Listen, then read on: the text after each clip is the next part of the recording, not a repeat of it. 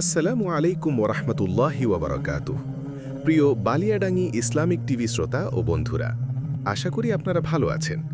আজকে যে গল্পটি আপনারা শুনতে যাচ্ছেন, গল্পটির নাম হচ্ছে প্রেম অন্ধ প্রেম ২ পর্ব ১। আর আমি আছি আপনাদের সঙ্গে মোহাম্মদ লুবান। এডিট পরিচালনায় রয়েছেন মঞ্জুর আলম, আর গল্পটি লিখেছেন শাবনাজ হোসেন মুন। গল্পটি যদি আপনাদের ভালো লেগে থাকে, লাইক কমেন্ট করে চ্যানেলটি সাবস্ক্রাইব করতে ভুলবেন না। তো চলুন বেশি দেরি না করে গল্পে যাওয়া যাক। কোহকাফ নগরীর জিন রাজ্যের বাদশাহ ধীরাজের ১০১ সংখ্যক বেগমের গর্ভ থেকে জন্ম নিয়েছে জিনদের ভবিষ্যৎ বাদশাহ। বর্তমান জিন বাদশাহ ধীরাজ ছিলেন সমগ্র জিন জাতির মধ্যে শক্তিশালী জিন এবং সমগ্র জিন রাজ্যের থেকে শক্তিশালী রাজ্যের বাদশাহ। তিনি ছিলেন নিষ্ঠুর, আল্লাহর আদেশ অমান্যকারী, দুষ্ট প্রকৃতির এবং নিঃসন্তান। সন্তানের আশায় তিনি বহু সংখ্যক বিবাহ করেছেন। বিবাহের সংখ্যা ১০০ পূর্ণ হয়েছে, তবুও কোনো স্ত্রী হতে তিনি সন্তান প্রাপ্ত করেননি। নিঃসন্তান জিন ছিলেন অত্যন্ত দুঃখী। সন্তানের হাহাকারে বিশাল জিন রাজ্য কেঁদে উঠেছিল তার দুঃখে। শেষে বাদশাহ ধীরাজের মন্ত্রীর পরামর্শে জিনদের অন্য গোত্র থেকে একটি জিন নারী শাহজাদিকে তুলে এনে তিনি বিবাহ করেন। তিনি ভেবেছিলেন নিজ গোত্রের নারীরা তাকে সন্তান দিতে পারেনি, নিশ্চয়ই অন্য গোত্রের নারী তাকে সন্তান দিতে পারবে। জিন নারীটি ছিল অত্যন্ত রূপবতী শাহজাদি, নাম ছিল মাওয়া। সে ছিল আল্লাহর পথে চলা খাঁটি মুসলিম জিন রাজ্যের শাহজাদি। এখন তার পরিচয় আল্লাহর আদেশ অমান্যকারী পাপী বাদশার ১০১ সংখ্যক স্ত্রী। বিবাহের বছরখানেক পর শাহজাদি ফুটফুটে রূপবান এক পুত্র শিশুর জন্ম দিল। জিন রাজ্যে আগে কখনো এমন রূপবান ফুটফুটে শিশু আগে কেউ কখনো দেখেনি। বহু রাজ্য থেকে শিশুটিকে একবার দেখার জন্য জিনরা বাদশার নগরীতে ভিড় জমালো। রাজ্যে আজ আনন্দের ঝর্ণা। রাজ্যের বাদশার উত্তরাধিকার জন্ম নিয়েছে। বাদশাহ এত খুশি হলেন যে পুত্রের নাম নিজের সাথে মিলিয়ে রাখলেন রাজ, যে সমগ্র জিন রাজ্য ও মানব রাজ্যগুলোর বাদশাহ হয়ে পৃথিবীতে রাজ করবে। বাদশাহ নিজে সমগ্র পৃথিবীতে রাজ করতে পারেননি, কিন্তু তার পুত্র অবশ্যই রাজ করবে সমগ্র পৃথিবীতে। শাহজাদি মাওয়া নিজের পুত্রের নাম নিজের নামানুসারে মিরাজ রাখলেন, যেন তার পুত্র হয় আল্লাহর পথে চলা ধার্মিক বীর সৈনিক। বাদশাহ স্ত্রীর এমন মনোবাঞ্ছাকে তুচ্ছতাচ্ছিল্য করে হাসলেন। আমার ইমানদার বেগম, তুমি কি পেলে আল্লাহর পথে চলে? শেষমেশ তো তোমার অধার্মিক বাদশার সাথে বিবাহ হলো। আমাকে দেখো, আল্লাহর আদেশ অমান্য করে আমি শক্তিশালী জিন রাজ্যের বাদশা হয়েছি। পৃথিবীর অঢেল সম্পদ আমার রাজ্যে। আমি বেহেশতের মতো সুখ শান্তি ও আমোদে প্রমোদে জীবনযাপন কাটাচ্ছি। আমি নিশ্চিত আমার পুত্র সমগ্র পৃথিবীর জিন ও মানব রাজ্যের একছত্র বাদশা হবে। সে তোমার মতো ক্ষুদ্র প্রকৃতির শাহজাদির তুচ্ছ মিরাজ নামানুসারে পরিচিত হবে না। সে হবে তার পিতার মতো। পৃথিবীতে জিন ও মানবদের মধ্যে সবচেয়ে ক্ষমতাধর, নিষ্ঠুর, অধার্মিক বাদশাহ রাজা ধীরাজ রাজ নামে পরিচিত হবে, যার জন্ম পৃথিবীর সমস্ত কিছুতে রাজ করার জন্য, যার নাম শুনলে সকল প্রাণী ভয়ে থরথর করে কাঁপবে, এমনকি হিংস্র জানোয়ার পর্যন্ত। ধার্মিক শাহজাদি তার ছোট শাহজাদার নিষ্পাপ হাসিমুখখানার দিকে তাকিয়ে কেঁপে উঠলেন পুত্রের এমন ভবিষ্যতের কথা শুনে। বছরের পর বছর কেটে যাচ্ছে, আর ছোট শাহজাদা রাজ বড় হতে থাকল। সেই সাথে তার মস্তিষ্কে বাবা বাদশাহ ধীরাজ পাপের বীজ বপন করতে লাগল।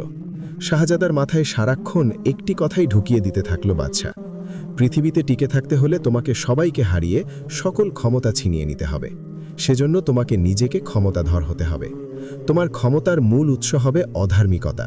এজন্য কখনোই আমি ধার্মিকতাকে আমার মস্তিষ্কে স্থান দেব না। ছোট শাহজাদা যত বড় হতে থাকল, ততই শক্তিশালী আর ক্ষমতাধর হতে থাকল। ১২ বছর বয়সে শাহজাদা জিনদের শত্রু ১২টি চিতাবাঘকে একাই হত্যা করে ইতিমধ্যে জিন রাজ্যে জনপ্রিয় হয়ে উঠেছে। শাহজাদার বয়স এখন ৩০০ বছর। সে এখন পরিপূর্ণ রূপবান শক্তিশালী একজন জিন যুবক। কথিত আছে, জিন জাতির সন্তানরা ৩০০ বয়সে যুবক হন। শাহজাদার ভয়ে পুরুষেরা কাঁপে এবং নারীরা মনে মনে তার জন্য পাগল হয়ে থাকে। ইয়েমেন মধ্যপ্রাচ্যে একটি দেশ। এটি আরব উপদ্বীপের দক্ষিণ পশ্চিম প্রান্তে অবস্থিত। সুউচ্চ পর্বতমালা ইয়েমেনের উপকূলীয় প্রমভূমিকে অভ্যন্তরের জনবিরল মরুভূমি থেকে পৃথক করেছে। ইয়েমেনের পশ্চিমে লোহিত সাগর এবং দক্ষিণে এডেন সাগর। এটি আফ্রিকা মহাদেশ থেকে বাব এল মানদেব প্রণালীর মাধ্যমে বিচ্ছিন্ন। আরব সাগরের তীরে ঘেঁষা আরব ইয়েমেন সমৃদ্ধশালী সুখী একটি দেশ। আজকে ইয়েমেনে আনন্দের ঝর্ণা বইছে। জিন রাজ্যের শাহজাদার রাজের জন্মে ৩০০ বছর পর মানব রাজ্য ইয়েমেন বাদশাহ শাহজালালের বেগমের গর্ভ থেকে রূপবতী ফুটফুটে একজন কন্যা সন্তানের জন্ম হল। বাদশারা সম্ভবত পুত্র সন্তানে খুশি হন, কন্যা সন্তানে অখুশি হন। বাদশাহ শাহজালাল উল্টো হলেন, তিনি কন্যা সন্তানে অত্যন্ত খুশি হলেন।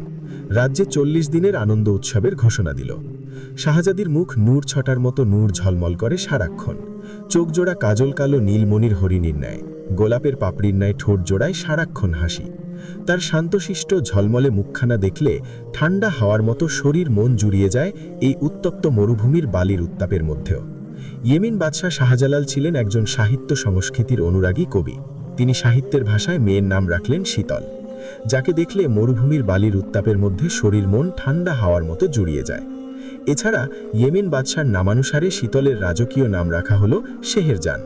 রাজকীয় নাম শেহেরজান হলেও তার শীতলতম চেহারার জন্য সে রাজ্যময় শীতল নামেই পরিচিতি লাভ করল। জন্মের পরপরই বহু রাজ্যের মানুষ নূর ঝলমলে শীতলময় শাহজাদি মুখ দর্শন করতে ইয়েমেনে ভিড় জমাল। এমনকি একদল জিনও গোপনে পরম শত্রু শাহজালালের কন্যাকে দেখতে ইয়েমেনে এলো। পুত্র হলে ভাববার বিষয় ছিল, কন্যা হলো অবলা দুর্বল। শাহজাদিকে দেখে জিনরা বাকরুদ্ধ হল। কিছু মুহূর্তের জন্য তার শীতলময় চেহারার নূরে তাদের পাপপূর্ণ মস্তিষ্ক পরিষ্কার হতে শুরু করল পাপ থেকে। মনে থেকে কদাকার পাপগুলো মুছে যেতে লাগলো। জিনরা দৌড়ে পালালো। জিন রাজ্যে এই মানব শিশুর জন্ম ছড়িয়ে পড়ল। অলৌকিক মানব শিশুকন্যা জন্ম নিয়েছে, তার থেকে জিনদের দূরে থাকতে হবে, নয়তো মস্তিষ্কের পরিবর্তন ঘটবে। ইয়েমেনের সবার ধারণা শাহজাদি তার বাবা বাদশাহ শাহজালালের মতো ধর্মপ্রাণ মুসলিম বীর সৈনিক হবে। বাদশাহ শাহজালাল রাজ্যময় বীর সৈনিক হিসাবে পরিচিত এবং জিন রাজ্যগুলোতেও পরিচিত। তিনি বছরের পর বছর ধরে বংশ পরম্পরায় ইয়েমেনকে জিনদের কবল থেকে রক্ষা করে আসছেন। বহু মানব রাজ্যের রাজারা এখন জিনদের কবলে বন্দী। তারা এখন নামে মাত্র কাঠের পুতুলের রাজা, ক্ষমতা জিন বাদশাদের হাতে। এমন দুঃসময়ে জিনদের মোকাবিলা করা বাদশার উত্তরাধিকারের উপর সবার খুব আশা আকাঙ্ক্ষা। বাদশার বয়স হয়েছে, একদিন শাহজাদি বাদশার আসনে বসবে, ন্যায় বিচার করবে, জিনদের বিরুদ্ধে লড়াই করবে। অশুভ শক্তি জিনদের হাত থেকে রাজ্যকে বাঁচানোর দায়িত্ব নেবে। অদ্ভুত এই মানব শিশুটির জন্মের কথা সদ্য যুবক জিন শাহজাদার কানেও পৌঁছাল। সে হেসে উড়িয়ে দিল। সামান্য মানব তার কোনো ক্ষতি করতে পারবে না। মানব শিশুটি আবার কন্যা সন্তান, যে নিজের ক্ষতিও ঠেকাতে পারে না। শাহজাদার মস্তিষ্ক অধার্মিকতা এবং ক্ষমতার অহংকারে ভরে গেছে। তার দিন শুরু হয় নিরীহদের হত্যা করে, রাত শেষ হয় রাজ্যের নিরীহ নারীদের লালসার শিকারে পরিণত করে। তার কবল থেকে নিরীহ জিন জাতি এবং মানব জাতিরও কোনো নারী বাঁচে না। তার নজরের সামনে একবার যে নারী আসবে, তাকে কেউ বাঁচাতে পারবে না ভবিষ্যৎ বাদশাহ রাজাধিরাজ রাজের লালসার কবল থেকে। এর মাঝের সময় ভোর থেকে সন্ধে পর্যন্ত সে কোনো না কোনো রাজ্যে তার বাহিনী নিয়ে হানা দেয়, হত্যা করে। হত্যাকৃতদের লাল রক্তের শরীর রঞ্জিত না করলে তার একটি দিনও কাটে না। শাহজাদা তাকে সৃষ্টি করা আল্লাহ তাআলাকে একেবারেই ভুলে গেছে। আল্লাহ তাআলা বলেন, জিন ও মানুষকে কেবলমাত্র আমার ইবাদতের জন্যেই সৃষ্টি করেছি। সূরা আজ-জারিয়াত 56। আরবি জিন শব্দটির আক্ষরিক অর্থ কোনো কিছু যা গুপ্ত, অদৃশ্য, অন্তরালে বসবাসকারী বা অনেক দূরবর্তী। জিন জগৎ একটি পৃথক জগৎ। সে জগৎ মনুষ্য জগৎ ও ফিরিস্তা জগৎ থেকে আলাদা। তবে জিন ও মানুষের মধ্যে কিছু বিষয়ে সাদৃশ্য রয়েছে, যেমন জ্ঞান, বুদ্ধি এবং ভালো মন্দ নির্বাচন করে চলার ক্ষমতা ইত্যাদি। অবশ্য বহু বিষয়ে জিন মানুষ থেকে পৃথক। সবচেয়ে বড় পার্থক্য হল মানুষের সৃষ্টি উপাদান ও জিনের সৃষ্টি উপাদানের ভিন্নতা। জিন জাতির সৃষ্টিকাল। জিন জাতিকে সৃষ্টি করা হয়েছে হজরত আদম আলাইহের 2000 বছর পূর্বে। জিন জাতির আদি পিতা আবুল জিন্নাত সামুমকে আল্লাহ সুবহানা তাআলা আগুনের শিখা দ্বারা তৈরি করেছেন। এতে কোনো সন্দেহ নেই যে জিন জাতিকে মানুষের পূর্বেই সৃষ্টি করা হয়েছে। আল্লাহ তাআলা বলেন, নিশ্চয়ই আমি মানুষকে সৃষ্টি করেছি কালো পচা শুষ্ক ঠনঠনে মাটি হতে, আর এর পূর্বে জিনকে সৃষ্টি করেছি ধূম্রহীন বিশুদ্ধ অগ্নি হতে। সূরা আল হিজার আয়াত 26-27। মানুষ সৃষ্টির প্রায় 2000 বছর আগে থেকে জিনরা পৃথিবীতে আছে বলে জানা যায়। জিনদের আদি পিতা সামুম। জিন তৈরি করে আল্লাহ সামুমকে জিজ্ঞাসা করেছিলেন, তুমি আমার কাছে কিছু কামনা করো। সামুম দুটি বিষয় কামনা করেছিলেন। এক, জিন মানুষকে দেখতে পাবে, কিন্তু মানুষ জিনকে দেখতে পাবে না। 2, জিনরা বৃদ্ধ বয়সে যুবক হয়ে মৃত্যুবরণ করবে। আল্লাহ পাক সামুমের দুটি চাওয়া পূরণ করেন। জিনদের কিছু বৈশিষ্ট্য হল, 1, জিন অদৃশ্য এবং খুব দ্রুত এক জায়গা থেকে অন্য জায়গায় যেতে পারে। 2 পৃথিবী বাদে অন্য সব গ্রহ নক্ষত্রে জিনরা চলাফেরা করতে সক্ষম। 3 যে কোনো প্রাণীর রূপ ধারণ করতে পারে। 4 জিনরা অন্ধকারে থাকতে পছন্দ করে। মানুষের চেয়ে জিনরা অনেক বেশি দিন বেঁচে থাকে, কারো কারো মতে প্রায় 500 বছর, তবে 300 বছর বয়সে তারা প্রাপ্তবয়স্ক হয়। জিনদের মধ্যে নারী জাতি রয়েছে যাদের পরী বলা হয়ে থাকে। জায়েদ বিন আরকাম রাদিয়াল্লাহ থেকে বর্ণিত হাদিসে রাসূল সাল বলেছেন, এই জায়গাগুলিতে জিন ও শয়তানরা অবাধে বিচরণ করে। তোমাদের মধ্যে যে এই স্থানগুলিতে যাবে সে যেন বলে, আমি আল্লাহর কাছে পুরুষ ও নারী শয়তান থেকে আশ্রয় প্রার্থনা করছি। আহমদ ইবনে হাম্বল 4.369। জিনদের প্রকারভেদ। নবী সাল বলেন, জিন 3 শ্রেণীর। এক শ্রেণীর ডানা আছে, তারা এর সাহায্যে বাতাসে উড়ে বেড়ায়। এক শ্রেণী সাপ কুকুরের আকারে বসবাস করে, আর এক শ্রেণী স্থায়ীভাবে বসবাস করে ও ভ্রমণ করে। তাবারানির কাবির হা 573, হাকিম হা 3077। জিন জাতির মধ্যে সবচেয়ে ভয়ঙ্কর জাত ইফরিত। এরা প্রথম শ্রেণীর ডানাওয়ালা জিন, আকাশে উড়ে বেড়ানো জিন। এদের গায়ের রং কারো মতে কালো, আবার কারো মতে লাল। আর জিন জাতির মধ্যে লাল, নীল ও কালো রঙের জিনগুলো মারাত্মক হিংস্র হয়ে থাকে। যেহেতু কালো রঙের, সেহেতু এরা প্রচণ্ড শক্তিশালী হয়। এদের নিয়ন্ত্রণ করাও অনেক কঠিন। এই জিনগুলি প্রচণ্ড ধূর্ত হয়। ইফরিত জিনদের সমাজ 3 ভাগে বিভক্ত: রাজ্য, গোত্র এবং পরিবার। এরা নারী ও পুরুষ উভয়ই হয়ে থাকে। এরা সাধারণত নিজেদের মধ্যেই বিয়ে করে, তবে মাঝে মধ্যে এরা মানুষদের দিকেও নজর দেয়। আর যে নারী বা পুরুষদের এরা পছন্দ করে তাদের তারা উড়িয়ে নিজেদের রাজ্যে নিয়ে যায়। যাদের ওপর এদের একবার নজর পড়ে কিংবা পছন্দ হয়ে যায়, তখন এরা নিজের কাছে নিয়ে যায় তাদের। এরা যাদের প্রেমে পড়লে তাদের শত চেষ্টা করেও এদের কবল থেকে বাঁচানো প্রায় অসম্ভব। সাধারণ অস্ত্রশস্ত্র এদের ওপরে কোনো কাজ করে না। শুধুমাত্র নিয়মতান্ত্রিক কিছু কঠিন নিয়ম অনুসরণ করেই এদেরকে নিয়ন্ত্রণ করা যায়। ইফরিত জিনেরা মুসলিম ও অমুসলিম উভয়ই হয়ে থাকে। ভালো মুসলিমদের বলা হয় জুজ্জাম, আর খারাপগুলোকে ইফরিতি জিন বলা হয়। এরা সাধারণত চতুরতা এবং ক্ষমতার জন্য পরিচিত জিন সম্প্রদায়ের মধ্যে। এছাড়া এরা জাদু জানে এবং আগুনের গোলা ছুটতে সক্ষম। জিন জাতি রহস্যময় জাতি এবং এদের রাজ্যও রহস্যময়। তবে কোহকাফ নগরীর কথা প্রায়ই শোনা যায়। বলা হয় কোহকাফ নগরী জিনদের রাজধানী। ইসলামে ইফরিতের অস্তিত্বের কথা জানা যায় বুখারী শরীফ থেকে। সেখানে বর্ণিত আছে, মহানবীকে এক ইফরিত নামাজে বাধা দিয়েছিল।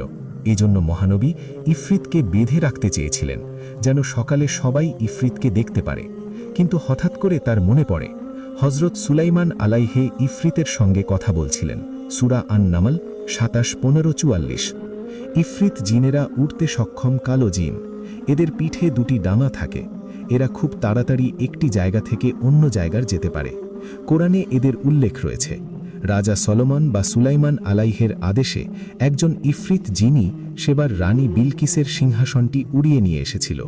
আল কোরআন অনুসারে ইফরিতের অস্তিত্বের প্রমাণ।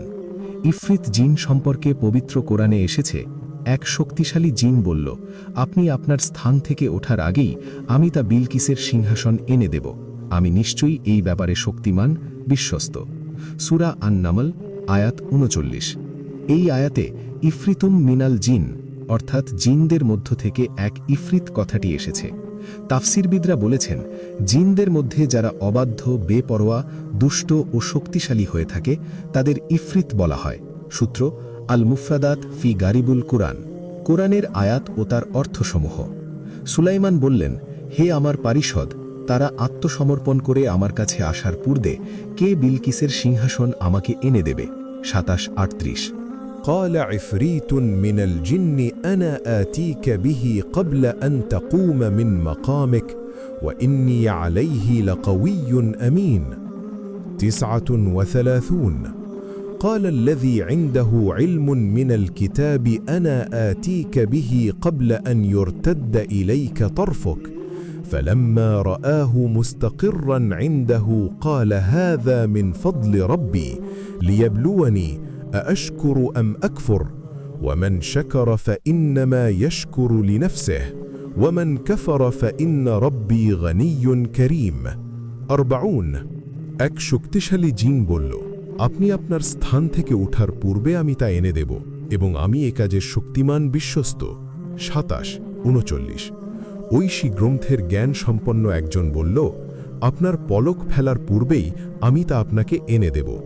অতপর সুলাইমান যখন সিংহাসনটি তার সামনে দেখতে পেলেন, তখন বললেন, এটা আমার পালনকর্তার অনুগ্রহ, যাতে তিনি আমাকে পরীক্ষা করেন যে আমি কৃতজ্ঞতা প্রকাশ করি নাকি অকৃতজ্ঞ হই। যে কৃতজ্ঞতা প্রকাশ করে সে নিশ্চিতভাবে তার নিজের উপকারের জন্যেই কৃতজ্ঞতা প্রকাশ করে, এবং যে অকৃতজ্ঞতা প্রকাশ করে সে তার নিজের ক্ষতিই করে। আমার পালনকর্তা অভাবমুক্ত ও কৃপাশীল।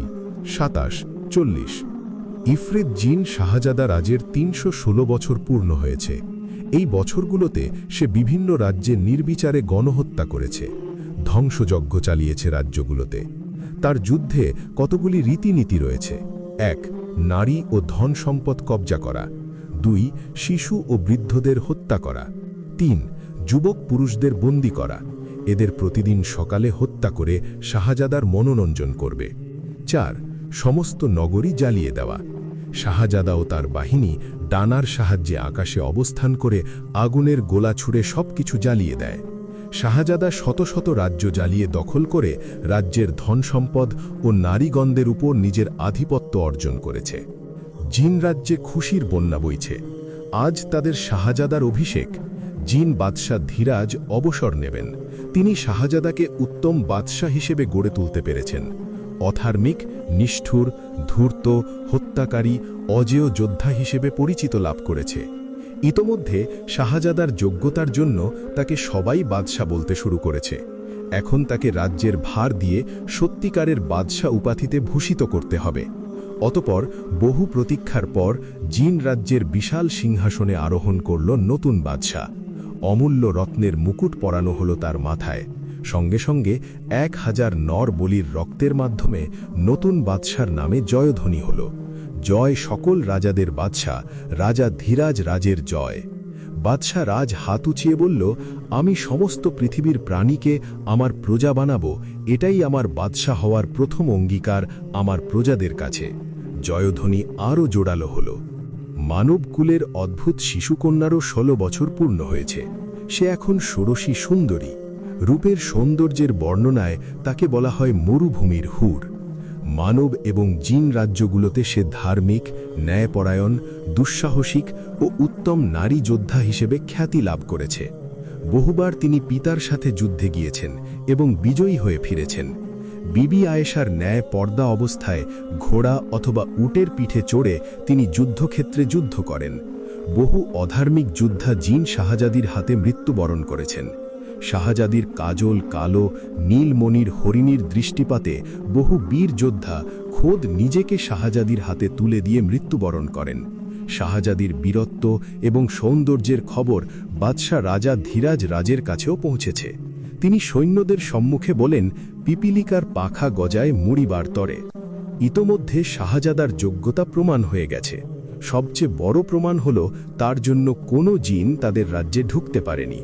স্থলপথে, পানিপথে, আকাশপথেও ঢুকতে পারেনি ইয়েমেনে।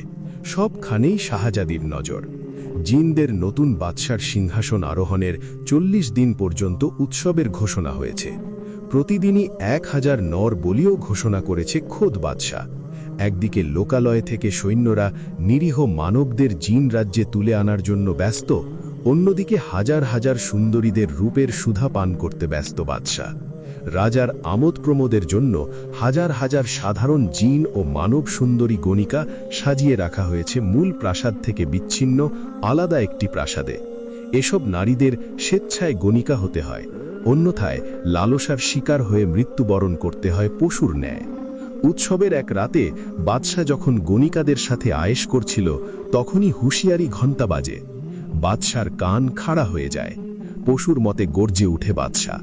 রূপবান যুবক থেকে নিমিষেই পশুর মতে ভয়ঙ্কর চেহারায় পরিণত হতে থাকে বাদশাহ। গণিকারা ভয়ে বিছানার একপাশে জড়সড় হয়ে আছে। হুঁশিয়ারি ঘণ্টার মানে জিন সম্প্রদায়ের বিপদ। গত 300 বছরে এই ঘণ্টা বাজেনি। বাদশাকে জিন সেনাপতি জানালো, উৎসবের বলির জন্য মানব সম্প্রদায়ের এক রাজ্যে মানব সংগ্রহ করতে গিয়ে এক যোদ্ধার কাছে কয়েক শত জিন বাদশার জন্য শহীদ হয়েছে। বাদশা গর্জে উঠে বলল, কোন রাজ্য? ইয়েমেন রাজ্য। যোদ্ধার পরিচয়? ইয়েমেনের শাহজাদি, তাকে মরুভূমির হুর বলা হয়। সেই সাথে ধার্মিক বীর যোদ্ধা হিসেবেও খ্যাত। যুদ্ধক্ষেত্রে তাকে নিয়ে নানান গল্প রচিত আছে। অনেকে বলে শাহজাদির কাজল কালো নীলমণির হরিণীর দৃষ্টিপাতে বহু বীর যোদ্ধা খোদ নিজেকে শাহজাদির হাতে তুলে দিয়ে মৃত্যুবরণ করেন। আজ ইয়েমেনের শাহজাদির সুন্দর দুটি চোখের সামনে তার রাজ্য ধ্বংস করব। ইয়েমেনে আজ রক্তের সমুদ্র বয়ে যাবে। শাহজাদি ময়ূর পলঙ্কে নিদ্রায় ছিল। তখনই হুঁশিয়ারি ঘণ্টা বাজে। শাহজাদি চোখ মেলে তাকালো। গোপন সূত্রে খবর এসেছে শক্তিশালী জিন বাদশাহ রাজা ধীরাজ মাঝরাতে হানা দিতে এসেছে ইয়েমেনে। তুমুল যুদ্ধ চলছে মানব আর জিন বংশের মধ্যে। মৃত্যুর সংখ্যা দুই বংশের মধ্যে সমান। দুই বংশের দুজন যোদ্ধা খোদ যুদ্ধ করছে। সমান তালে মৃতের সংখ্যা বাড়ছে। যুদ্ধস্থান মৃত্যুপুরীতে রূপান্তরিত হল। রক্তের বন্যা বইছে।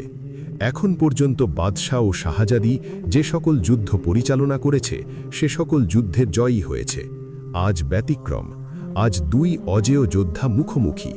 হাওয়ার বেগ বেড়ে চলেছে, সেই সাথে তলোয়ারের ঝংকারের আওয়াজও কানে বাজছে। হঠাৎ করেই বাদশার তলোয়ার হাত থেকে পড়ে গেল। তার সম্মুখে প্রিয় ভাই সমতুল্য বন্ধু সাম পড়ে আছে মৃত অবস্থায়। ধীরে ধীরে তার শরীর ধোয়া হয়ে নিঃশেষ হয়ে যাচ্ছে। এই প্রথম বাদশাহ আপনজনের মৃত্যু দেখল। সাথে সাথে আরেকটি ঘটনা ঘটল। কেউ তার গলা সজোরে চেপে ধরে আছে। বাদশাহ তীব্র দৃষ্টি নিক্ষেপ করল। কালো মুখোশধারী একজন যোদ্ধা তার গলা ধরে আছে। কিছুক্ষণের মধ্যে বোঝা গেল যোদ্ধাটি একজন নারী।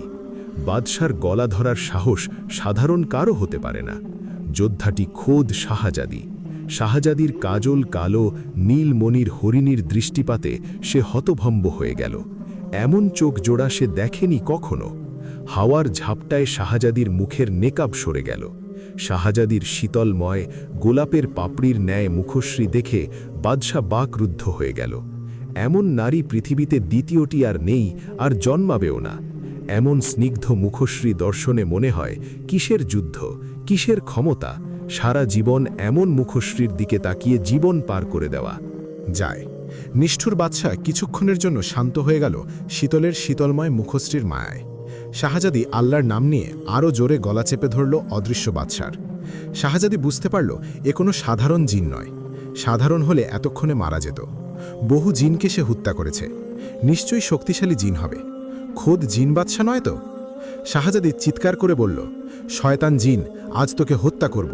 কেউ তোকে আমার হাত থেকে বাঁচাতে পারবে না। তোর শেষ দিন আজ। শাহজাদির চিৎকার নুপুরের ঝংকারের ন্যায় কানে ঢুকে গেল বাদশার। আহা, কি সুরেলা আওয়াজের ঝংকার, কি মধুময় কণ্ঠ!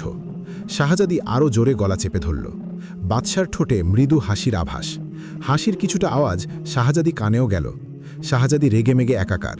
শাহজাদি আল্লাহর নাম নিয়ে তরবারি নিক্ষেপ করতে গেলে বাদশাহ এবার নিজের ক্ষমতার সামান্য নিদর্শন দেখালো। একটানে শাহজাদিকে জড়িয়ে ধরে গভীর খাদে ঝাঁপ দিল। সবাই দেখল শাহজাদি একা ঝাঁপ দিয়েছে। শাহজাদি শুধু অনুভব করছে সে একা নয়, সাথে খোদ জিন বাদশা রয়েছে।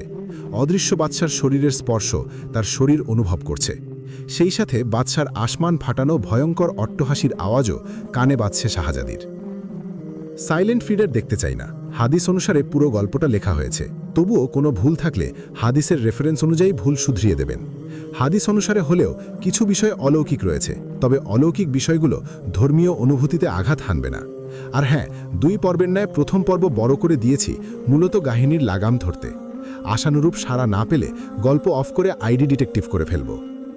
শাহজাদিকে খুঁজতে ইয়েমেনের সৈন্যরা দলে দলে বের হলো পাহাড়ের নিচে থাকা খাদে অবস্থিত গভীর ভয়ঙ্কর অরণ্যে। সৈন্যদের নেতৃত্বে রয়েছে ইয়েমেনের হবু জামাতা শাহজাদির হবু স্বামী বীর যোদ্ধা সেনাপ্রধানের সেনাপতি হৈয়াম খান। ছোটবেলা থেকেই তার সহিত শাহজাদির বিবাহ স্থির হয়ে আছে। সে সুপুরুষ ও বীর হিসেবে রাজ্যগুলোতে পরিচিত। তার বীরত্বের জন্য বহু রাজ্যের শাহজাদিরা তাকে বিবাহের প্রস্তাব পাঠায়। কিন্তু খৈয়াম খান শাহজাদিকে ভালোবাসে।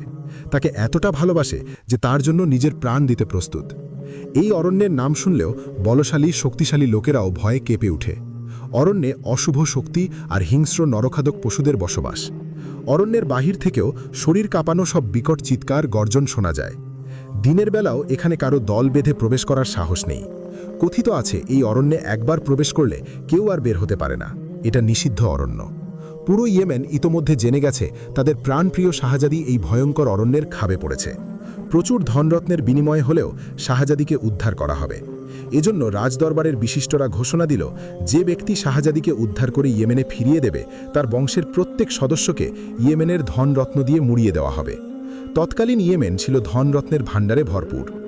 আরব উপদ্বীপের ইয়েমেন তৎকালীন সময়ে প্রচুর ধনরত্ন ও সম্পদ সমৃদ্ধশালী একটি রাজ্য ছিল। প্রাচীন ইয়েমেনে সাবাতে রানী বিলকিসের রাজত্ব ছিল। এরপর বহু বাদশাহ ইয়েমেন শাসন করেন। রাজ্য শাসনকারীরা তাদের বংশের নাম বা বাবার নাম কিংবা বাদশাহ, সম্রাট, সুলতান, শাহানশাহ, রাজা, মহারাজা পদবিতে ভূষিত ছিল। মহান আল্লাহ তাআলা যাকে ইচ্ছে ধন সম্পদে ভরিয়ে তোলেন এবং যাকে ইচ্ছে জমিনের অস্থায়ী রাজ্য দান করেন অল্প কিছুদিনের জন্য। আরবি অভিধান আল মাআনিতে উল্লেখ করা হয় যে, মালিকুন জামাউহু আমলাকুন আউ মুলুকুন। আল মালিকু সিফাতুন মুশাব্বাহাতুন তাদুল্লু আলা সুবুতি মিন মালাকা সাহেবুল আমরি ওয়াস সুলতাতি আলা উম্মাতিন আউ বিলাদিন। শাকসুন ইয়াহকিমু আউ ইয়াতাওয়াল্লাল মুলকা ফি মিনতাকাতিন বিহুকমিল উইরাসাতি ওয়ালিমাদাল হায়াতি। জালালাতুল মালিকি সাহেবুল আমরি ওয়াস সুলতাতি আলা বিলাদিন তাখদাউ লাহু মালিকাতু সাবাই। মর্মার্থ, মালিক অর্থ বাদশাহ, যার হুকুম সবাই মানতে বাধ্য হয়, যে ব্যক্তি শাসক বা অভিভাবক। বাদশাহের আরবি শব্দ মালিক। আল্লাহ ব্যতীত অন্যের জন্য ব্যবহার করা যাবে। যেমন আল্লাহ তাআলা নিজেই বলেন, কালু নাফকিদু সুয়া আল মালিকি ওয়ালিমান জা বিহি হিমলু বাঈরিন ওয়া আনা বিহি জাঈমুন। তারা বলল তারা বাদশাহের পানপাত্র হারিয়েছে এবং যে কেউ এটা এনে দেবে সে এক উটের বোঝা পরিমাণ মাল পাবে এবং আমি এর জামিন। সূরা ইউসুফ ৭২। রাজা বা বাদশাহ বা মহারাজ বলা শিরক হবে না। হ্যাঁ, আল্লাহ কিংবা মাবুদ বলা যাবে না, এটা অবশ্যই শিরক হবে। সম্রাট বা সম্রাজ্ঞী পদ পদবি দ্বারা সম্বোধন করাও শিরক হবে না। আল্লাহই ভালো জানেন। মুফতি ইমদাদুল হক, ইফতা বিভাগ, ইসলামিক অনলাইন মাদ্রাসা।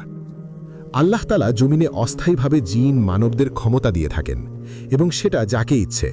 তিনি কিন্তু ক্ষমতার ক্ষেত্রে আসমানের কথা বলেননি কোথাও। জমিনের কথা বলেছেন, সেটা অস্থায়ী। সেজন্য রাজা বাদশাহ উপাধি নিয়েছে অনেকে। এটার অর্থ এই না যে আসমানের মালিক, শুধু অস্থায়ী জমিনের মালিক। আল্লাহ তাআলা কিন্তু ক্ষমতা, রাজত্ব দিয়ে পরীক্ষা করেন তার সৃষ্টিদের। এবং হাদিসে আছে, বাবার নাম নিজের নামে ব্যবহার করা যায়। ধীরাজ রাজের বাবার নাম সে নিজের নামের আগে ধীরাজ ব্যবহার করে, এটা দোষের না। এবং ইবলিস জিন ক্ষমতার অহংকারে আসমান জমিনের মালিক হতে চেয়েছিল, সেটা আমরা জানি। ইবলিস মানে আল্লাহের পথ অমান্যকারী বোঝায়। ইবলিস বিতাড়িত হয়ে বাকি জিনদেরও বশীভূত করেছে ক্ষমতা দিয়ে। জিনরাজও সেরকম ইবলিস জিনের বশীভূত জিন। সেও তো সব কিছুর মালিক হতে চাইবে, সবাইকে তোয়াক্কা করে। তাই এটা তার ইবলিস পিতার দোষ এবং তার দোষ। চারদিক অন্ধকার ঘুটঘুটে। অবশ্য চাঁদের আলোয় কিছুটা দেখা যাচ্ছে। শাহজাদি চোখ মেলে তাকালো। পাহাড় থেকে গভীর খাদে পড়ার জন্য মাথায় চোট লেগে সে জ্ঞান হারিয়েছিল তা মনে পড়েছে। এই মুহূর্তে সে কোথায় আছে তা বুঝতে চেষ্টা করল। সে নিশ্চয়ই কোনো গাঁউর অঞ্চলে রয়েছে। জায়গাটা গভীর অরণ্য। তাকে অরণ্য থেকে বের হওয়ার রাস্তা খুঁজে নিতে হবে। সেই সাথে তার সাথে ঝাঁপিয়ে পড়া জিন বাচ্চা কোথায় গেল তারও একটা খোঁজ নিতে হবে। টুপটাপ পানির আওয়াজ ভেসে আসছে। মনে হয় আশেপাশে কোথাও জলাশয় রয়েছে। শাহজাদি মাটি থেকে খুব সাবধানে ওঠার চেষ্টা করল। এত উপর থেকে ঝাঁপিয়ে পড়ার পর কেউ বেঁচে থাকে না, সে যতই বীরযোদ্ধা হোক। সেখানে তার গায়ে একটুও আঁচড় লাগেনি। সামান্য মাথায় চোট পেয়েছে, সেটা এত উপর থেকে ঝাঁপিয়ে পড়ার কারণেই হয়তো মাথা ঘুরে গেছে।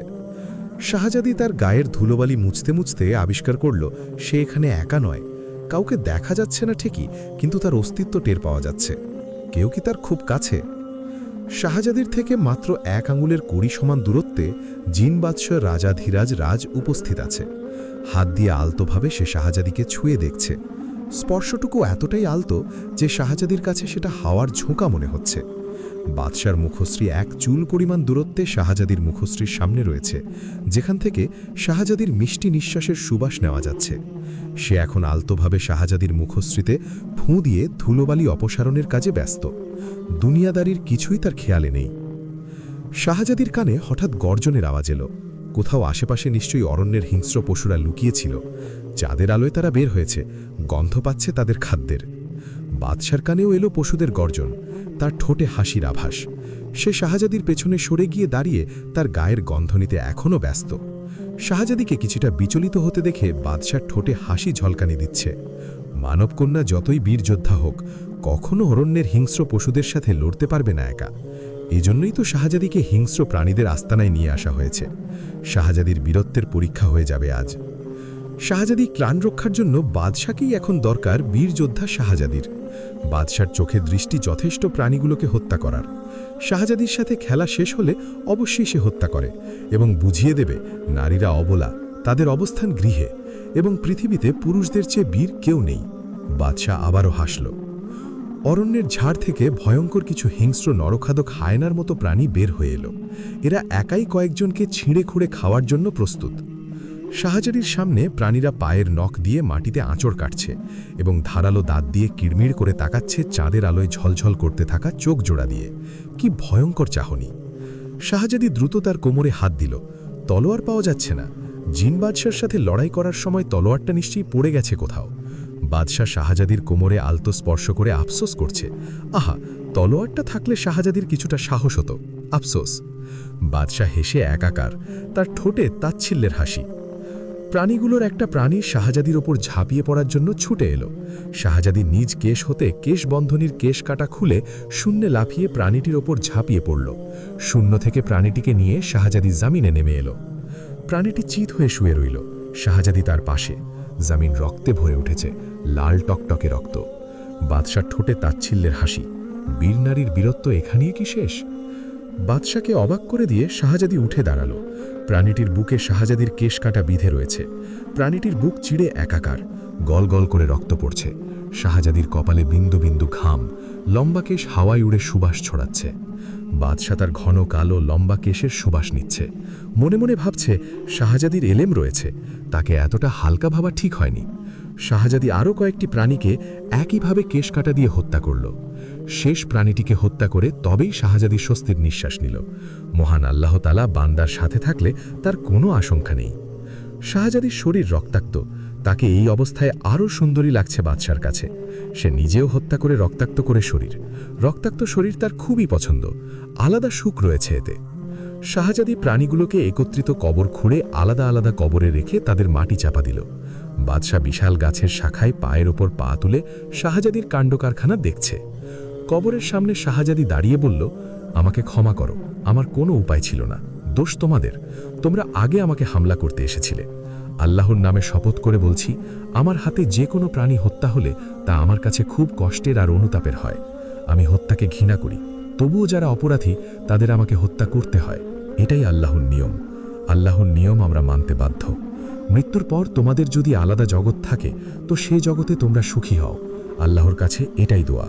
তোমাদের আল্লাহর কাছে তুলে দিলাম। শাহজাদি জলাশয় খুঁজে তার পানি থেকে নিজেকে পরিষ্কার করে নিল। সারা গায়ে রক্ত লেগে আছে। তাকে জলাশয়ে নামতে হবে। শাহজাদি হাঁটু সমান জলাশয়ে নেমে সারা শরীর পানি দিয়ে ধুচ্ছে। বাদশাহ ঠিক তার সামনে।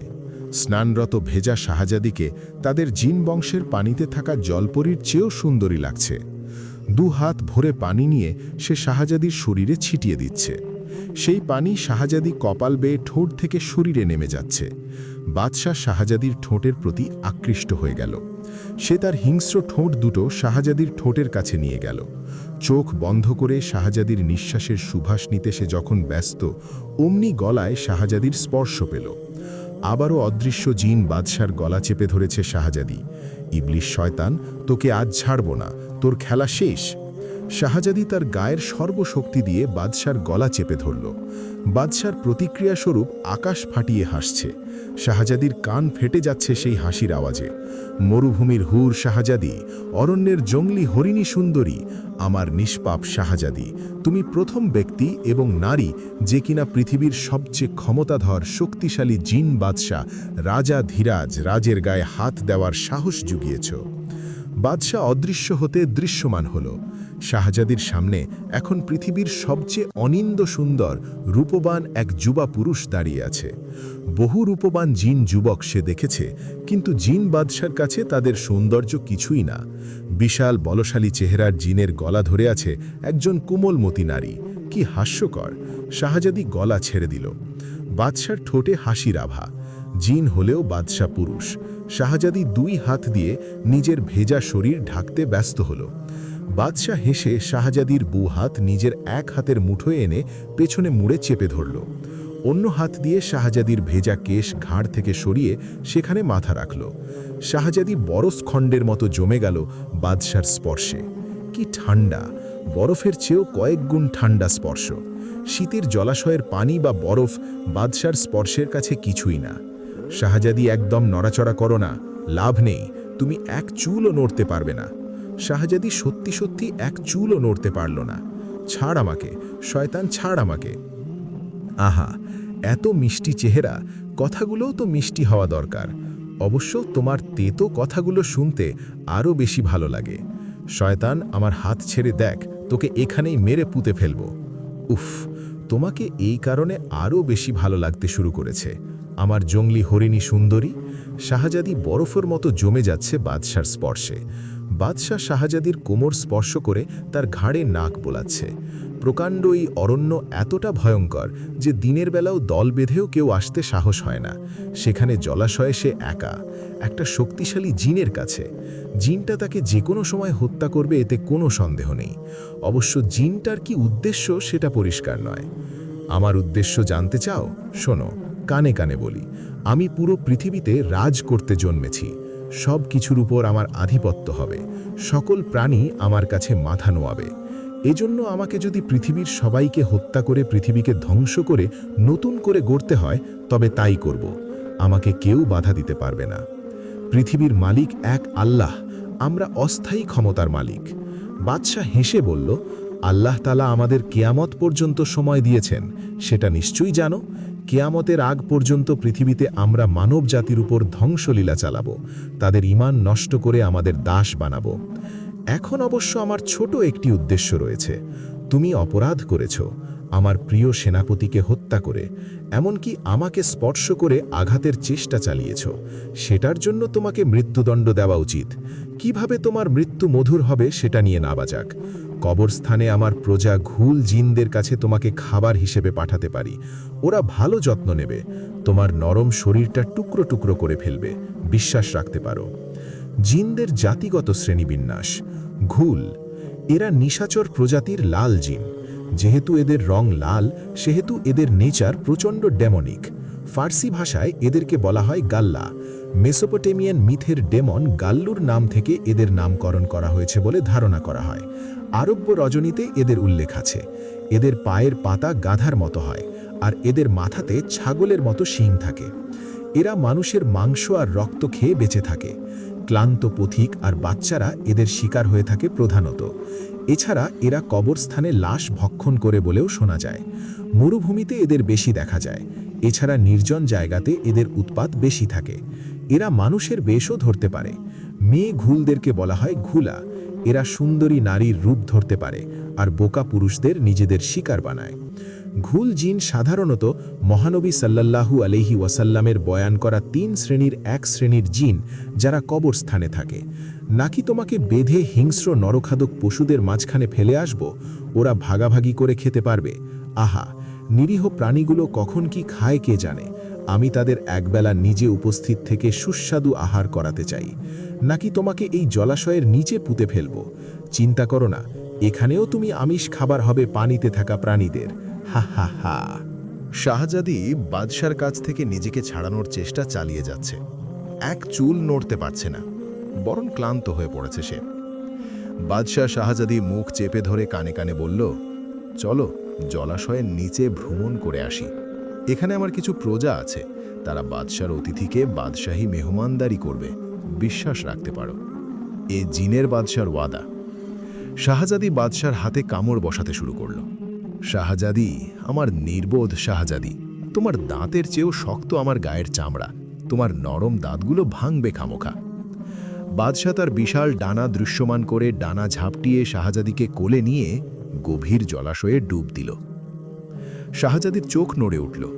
সে নিজেকে প্রাসাদে আবিষ্কার করল। তার নিজের কামরায় ময়ূর পালঙ্কে নিজেকে শয়নরত অবস্থায় দেখল। তাকে ঘিরে আছে দাসীরা, গায়ে নতুন শুকনো কাপড়। শাহজাদি ঠিক আছেন? মাথা ভার হয়ে আছে। আচ্ছা, আমি এখানে এলাম কি করে? আপনি যুদ্ধস্থানে ছিলেন জ্ঞান হারিয়ে, ওখান থেকে সেনাপতি আপনাকে নিয়ে এসেছে। তুমি নিশ্চিত? অবশ্যই। তার মানে জিনের বাদশার সাথে দেখা হওয়াটা স্বপ্ন ছিল? শাহজাদি স্বপ্ন ধরে নিল। সত্যি হলে তার তো জলাশয়ের নিচে মৃত অবস্থায় থাকার কথা। শাহজাদি হামামখানায় পানির মধ্যে বসে আছে। দাসীরা দুধ, গোলাপের পাপড়ি দিয়ে তার রূপচর্চা করছে। শাহজাদির প্রচণ্ড মাথা যন্ত্রণা করছে। স্বপ্নটা জীবন্ত ছিল। শাহজাদি, আপনার গায়ে এসব কিসের আঁচড়? কোথায় আঁচড়? ঘাড়ে, গলায়, হাতে, আপনার মুখেও তো আঁচড়। মুখের আঁচড় দেখে ভেবেছি এটা যুদ্ধের তরবারির আঁচড়, কিন্তু গায়ের আঁচড়গুলো তো তরবারির আঁচড় মনে হচ্ছে না, মনে হচ্ছে কারো হাতের ছাপ। শাহজাদি চোখ বন্ধ করল। মনে মনে প্রতিজ্ঞা করল, আমাকে বাঁচিয়ে রেখে তুই ভুল করেছিস। তোর মৃত্যু আমার হাতে, শয়তান। বাদশাহ তার কামরায় সিংহের পালঙ্কে 1 ডজন গণিকাদের সাথে শয়নরত অবস্থায় আছে। সে গণিকাদের গায়ের সুবাস নিতে নিতে এখান থেকে বুঝতে পারছে শাহজাদির মনের অবস্থা।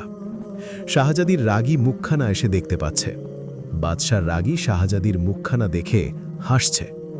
গণিকারা ভাবল, আজ বাদশাকে তারা খুশি করতে পেরেছে বিধায় বাদশার মুখ উজ্জ্বল, হাসি ফুটেছে ঠোঁটে। বাদশাহ অন্য সময় তৃপ্তি নিয়ে আয়েশ করত গণিকাদের সাথে। আজ সে আয়েশে তৃপ্ত নয়। গণিকাদের গায়ের সুবাস তার মনে নেশা ধরাচ্ছে না। বিশেষ একটি সুবাসের জন্য তার মন আকুল হয়ে আছে। কার গায়ের সুবাস সেটা সে ভালোই বুঝতে পারছে। শাহজাদিকে শেষ পর্যন্ত মৃত্যুদণ্ড দেওয়া থেকে বিরত থাকল বাদশাহ। এমনকি ইচ্ছেকৃত একটু আঁচড় দিল না তার গায়ে। এমন নিষ্পাপ, শীতলময়ী, ঝলমলে মুখশ্রী দেখে সে হত্যা করতে পারল না শাহজাদিকে। তবে শাহজাদি তার সৈন্য, তার বন্ধু, সেনাপতিকে হত্যা করে যে অপরাধ করেছে তাতে তাকে শাস্তি দেওয়া হবে। সবচেয়ে বড় অপরাধ, সে জিন বাদশাকে হত্যা করার জন্য তার শরীর স্পর্শ করার মতো স্পর্ধা দেখিয়েছে। সবসময় শাস্তি অপরাধীকে দেওয়া হয় না, দেওয়া হয় অপরাধীর আশেপাশের শুভাকাঙ্ক্ষী, রাজ্য, রাজ্যের প্রজাদের। শাহজাদি, তোমার শাস্তির জন্য প্রস্তুত হও। কথা দিলাম, শাস্তি দেখে তোমার আফসোস হবে যে কেন তোমার মৃত্যু হয়নি। তুমি জিন বাদশার আসল রূপ দেখনি। এবার দেখার জন্য প্রস্তুত হও, সুন্দরী শাহজাদি। ভোরে শাহজাদির ঘুম ভাঙালো প্রাসাদের বাগানের রং বেরঙের প্রজাপতিরা। সকালটা খুব মিষ্টি, তবে তা বেশিক্ষণ স্থায়ী হল না। দাসীরা তাকে সকালের সাজসজ্জা করার সময় জানালো জরুরি সংবাদ। যুদ্ধের আমন্ত্রণ জানিয়েছে জিন বাদশাহ রাজাধিরাজ রাজ। বাদশাহ তার বিশাল জিন সৈন্য নিয়ে ইতোমধ্যেই ইয়েমেনের পাশে গভীর খাদের ভয়ঙ্কর অরণ্যে ঘাঁটি বেঁধেছে। খুব শিগগিরই ইয়েমেনকে ধ্বংস করার ওয়াদা করেছে। শাহজাদির স্বাদের ইয়েমেন হবে ধ্বংসনগরী। শাহজাদি ঠিক করলেন, রাজ্যে যুদ্ধের পূর্বে জিনদের বাদশার সাথে যুদ্ধের সংবাদ জানানো হবে না। এতে রাজ্যের সাধারণ প্রজারা আতঙ্কিত হয়ে পড়বে। সেই মতো কাজ হলো। রাজ্যের প্রজাদের অগোচরে যুদ্ধের প্রস্তুতি নেওয়া হলো। বলা হয়, লুকোনো সংবাদ ফাঁস হয়ে যায় কোনো না কোনোভাবে। 1 প্রহরের মধ্যেই সংবাদ ফাঁস হয়ে গেল। রাজ্যময় প্রজারা আতঙ্কিত হয়ে ছোটাছুটি করতে লাগল। জিনের বাদশার সাথে মোকাবিলা করতে সক্ষম হবে না ইয়েমেন। ইয়েমেনকে ধ্বংসনগরীতে পরিণত করবে জিন বাদশা। নির্বিচারে গণহত্যা চালাবে। রাজ্যের অবলা নারীদের তুলে নিয়ে যাবে কোহকাফে। যে নারীরা একবার কোহকাফে গিয়েছে তাদের নাম নিশানাও সাথে সাথে মুছে গেছে। জিন বাদশার কবল থেকে সুখী ইয়েমেনকে একমাত্র বাদশাহ শাহজালাল আর শাহজাদি শেহেরজান পারবে ঠেকাতে। সন্ধ্যার মাগরিবের নামাজের পর একে একে সকল প্রজারা প্রাসাদের দোরগোড়ায় জমা হতে থাকল। তারা বাদশাহ আর শাহজাদির সাথে দেখা করতে চায়। শাহজাদি জায়নামাজে আল্লাহর ইবাদাতে মশগুল ছিল। তার প্রতিটি দোয়াতে শুধু নিরীহ ইয়েমেন প্রজাদের সুরক্ষার কথা ছিল। প্রজাদের আগমনের খবর শুনে শাহজাদি জায়নামাজ ছেড়ে প্রাসাদের উঁচু মিনারে উঠল। জোরালো কণ্ঠে সে প্রজাদের আশ্বাস দিল, আমার প্রিয় প্রজারা, আপনারা শান্ত হন। এর আগে বহু বাদশাহ নজর দিয়েছিল ইয়েমেনের উপর। কেউ তাদের স্বপ্ন পূরণ করতে পারেনি, বরং নিজেদের প্রাণ হারিয়েছে। কারণ আল্লাহ আমাদের সহায় ছিলেন। এবারও আল্লাহ তাআলা আমাদের সহায় হলে অধার্মিক জিন বাদশাহ রাজ আমাদের ইয়েমেনের ক্ষতি করতে পারবে না। আপনারা শান্ত হয়ে গৃহে ফিরে যান। আপনাদের শাহজাদি কথা দিচ্ছে যে আমার প্রাণ থাকতে কেউ আমার রাজ্য ও প্রজাদের অনিষ্ট করতে পারবে না। এজন্য আমাকে যত বড় ত্যাগ স্বীকার করতে হয় করব। আপনাদের শাহজাদির উপর সবার বিশ্বাস আছে তো? শাহজাদি ইয়েমেনের সবার চোখের মণি। শাহজাদি আল্লাহর নেক বান্দি। তার উপর বহুবার ভরসা করে রাজ্যের প্রজারা কখনো আশাহত হননি। প্রজারা শাহজাদির নামে জয়ধ্বনি দিতে থাকল, জয় শাহজাদি শেহেরজানের জয়, জয় শাহজাদি শেহেরজানের জয়। মুখরিত হয়ে উঠল পুরো ইয়েমেন। ইয়েমেনের পাশের অরণ্য থেকে বাদশাহ রাজও শুনছেন জয়ধ্বনি কথা। তার ঠোঁটে হাসির আভাস, অন্ধকারে হাসির জন্য তার মুখ ঝলঝল করছে। রাজের কাঁধে তার চাচাজান ধীমান হাত রাখল। শুনতে পাচ্ছ আমার প্রিয় বাদশাহ? তাদের মনোবলকে দুর্বল ভাবা আমাদের উচিত হবে না। শুনতে পাচ্ছি আমার প্রিয় চাচাজান? পৃথিবীতে আমরা দুই সৃষ্টি। যিনি আমাদের সৃষ্টি করেছেন তিনি স্বয়ং আমাদের জিনজাতিকে মানুষের থেকে বেশি ক্ষমতা দিয়েছেন, কিন্তু আমাদের থেকে মানবজাতির উপর রহমত বেশি দিয়েছেন। রাজ হাসল। চাচাজান, মানবজাতিরা যেমন পৃথিবীতে একাই রাজত্ব করতে চায়, তেমনি আমরা জিনজাতিরাও পৃথিবীতে একা রাজত্ব করতে চাই, কেউ ভাগাভাগি করতে চাই না। পৃথিবীতে তারাই রাজত্ব করবে যাদের ক্ষমতা বেশি, যারা দুর্বল তারা ঝরে পড়বে। এটাই পৃথিবীর নিয়ম। প্রাক্তন বাদশাহ ধীরাজের ভাই হল ধীমান। তিনি অত্যন্ত শক্তিশালী কূটকৌশলী জিন। মূলত তিনি জিন রাজ্যে যতগুলো যুদ্ধ সমপন্ন হয় ততগুলো যুদ্ধের পরিকল্পনা করেন এবং সে অনুযায়ী ছোট থেকে বাদশাহ রাজ যুদ্ধ করে জয়ী হয়ে আসছেন। ধীমান বলেন, যুদ্ধে জয়ী হতে হলে শক্তির পাশাপাশি দরকার শক্তিশালী একটি পরিকল্পনা। পরিকল্পনা মাফিক যুদ্ধে দুর্বলরাও জয়ী হতে পারবে। ছোট থেকে চাচাজানের ভক্ত রাজ। পৃথিবীতে তার কাছে সবচেয়ে প্রিয় হল তিনটি বস্তু: 1 বাবা, 2 চাচাজান, 3 ক্ষমতা। এই তিনটি বিষয়ে সে খুব দুর্বল। ইয়েমেন আর কোহকাফ রাজ্যের মধ্যে আলোচনা সভা ডাকা হলো। সভা হবে ইয়েমেনের সমুদ্র পাশে মাঝরাতে। দুই পক্ষের দূত হিসেবে কাজ করছে রাজকীয় পায়রা। শাহজাদি তৈরি হচ্ছে রাতের সভার জন্য। দাসীরা জানালো তার হবু স্বামী ইয়েমেনের সেনাপতি খৈয়াম খান তার জন্য অপেক্ষা করছে। এর মধ্যে দাসীরা শাহজাদির সাথে সেনাপতিকে নিয়ে মশকরাও করে ফেলল। শাহজাদির মতো সুন্দরীর সাথে বলশালী সেনাপতি খৈয়ামকে একমাত্র মানায়। রাজ্যে শাহজাদির মতো সুন্দরী যেমন কেউ নেই, তেমনি সেনাপতির মতো বলশালী তলোয়ারবাজও কেউ নেই। তাদের জুটি সবচেয়ে মানানসই জুটি। শাহজাদি সেনাপতি খৈয়ামের সাথে দেখা করতে গেল প্রাসাদের ভেতরে। তাদের মাঝে পর্দা টানানো। পর্দার ওপাশ থেকে চিন্তিত সেনাপতির মুখ দেখা যাচ্ছে। আসসালামু আলাইকুম। ওয়ালাইকুম আসসালাম। সেনাপতি মশাই, আপনি কি ঠিক আছেন? চিন্তিত মনে হচ্ছে। আমি ঠিক আছি। আমি একটু চিন্তিত, কাল কি হয় না হয় সেজন্য। আপনাকে নিয়ে বাবা বহু যুদ্ধ জয় করেছে, এমনকি আমিও। আমাদের শক্তির উপর আপনার কি বিশ্বাস নেই? বিশ্বাস আছে, তবে ভয় হয়। যুদ্ধে বিনা কারণে সবচেয়ে বেশি ক্ষতিগ্রস্ত হয় নারীরা। নারীদের ব্যবস্থা হবে, এ নিয়ে চিন্তার কিছু নেই। এছাড়া আমি সর্বোচ্চ চেষ্টা করব রাজ্যের বাইরে যুদ্ধ সমপন্ন করতে। যুদ্ধে যে দল জয়ী হোক না কেন, রাজ্য বা প্রজারা যুদ্ধের অংশ হবে না। বৈঠকের মাধ্যমে বিজয়ী দলের দাবি পূরণ হবে।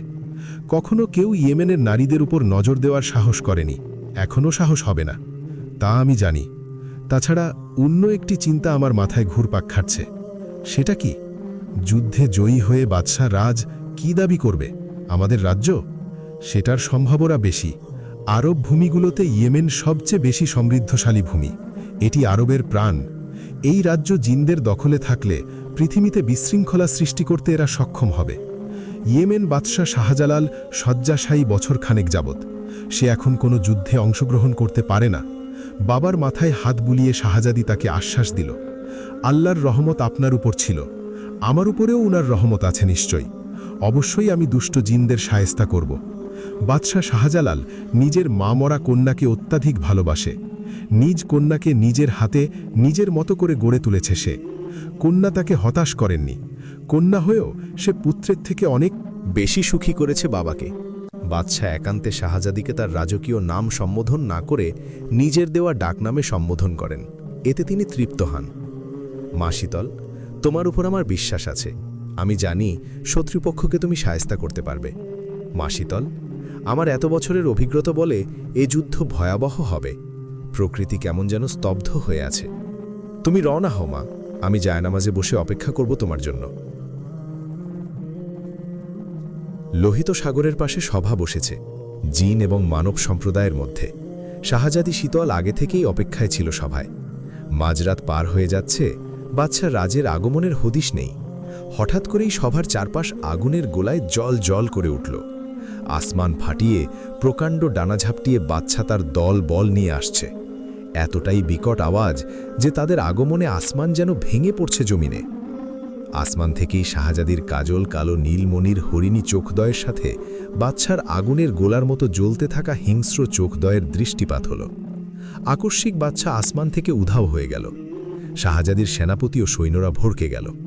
শাহজাদির পেছনে কানে কানে কেউ ফিসফিস করে বলল, আমার মরুভূমির হুর, আমার ক্ষিপ্র হরিণী, আমার সুন্দরী শত্রু শাহজাদি, অপেক্ষা করে আমাকে স্বাগত জানানোর জন্য শুক্রিয়া। একজন রাজকীয় শাহজাদি একজন রাজকীয় বাদশার কদর বুঝে হাঁ হাঁ হাঁ।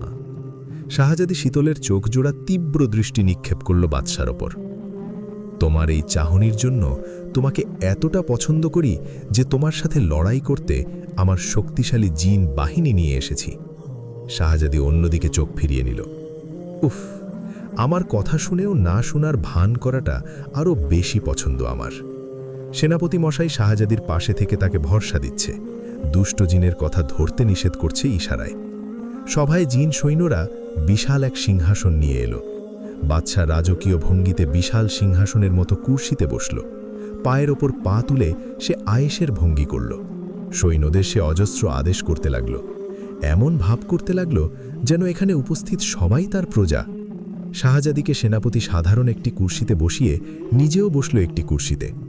বাচ্চা হুঙ্কার দিয়ে উঠল, এত বড় স্পর্ধা! তুমি তো রাজকীয় বংশের নও।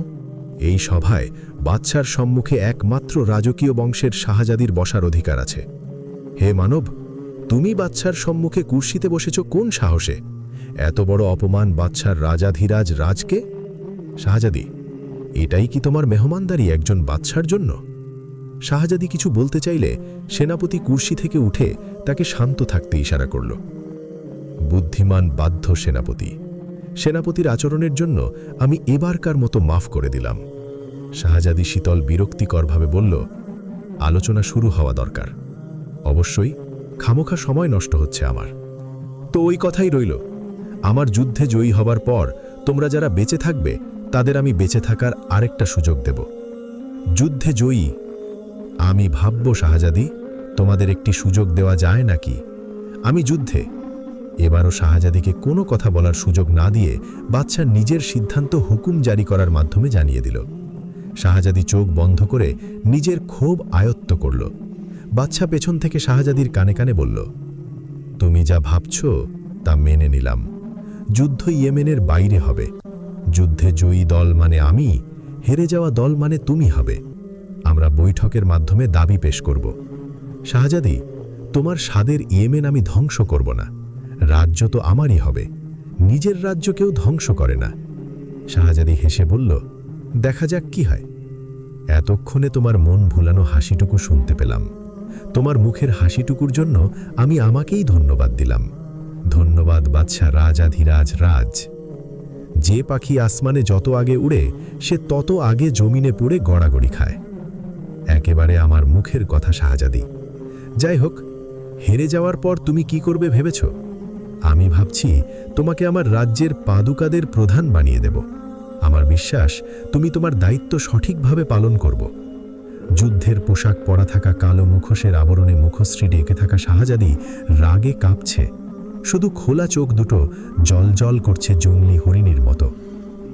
তাঁবুতে ফজরের নামাজ পড়ে কোরআন তেলাওয়াত করছে শাহজাদি। তার তেলাওয়াতের সুর অত্যন্ত মিষ্টি সুরেলা। ইয়েমেনে কোরআন তেলাওয়াতের জন্যও তার যথেষ্ট সুনাম রয়েছে। বাদশা রাজ আসমানে উঠছিল। হঠাৎই তার কানে ভেসে আসে কোরআনের শ্রুতিমধুর আয়াত। এর আগে সে তার আম্মিজানের কণ্ঠে এমন মধুর তেলাওয়াত শুনেছিল, তা প্রায় কয়েক শত বছর আগে। কোরআনের আয়াতের এতটা শক্তি যে বাদশার মস্তিষ্কে আটকে যাচ্ছে। সেখানে সূক্ষ্ম এক শান্তি অনুভব করছে। এদিকে ইবলিশ শয়তানের অদৃশ্য অনুসারীরা বাদশা রাজকে ঘিরে ধরেছে।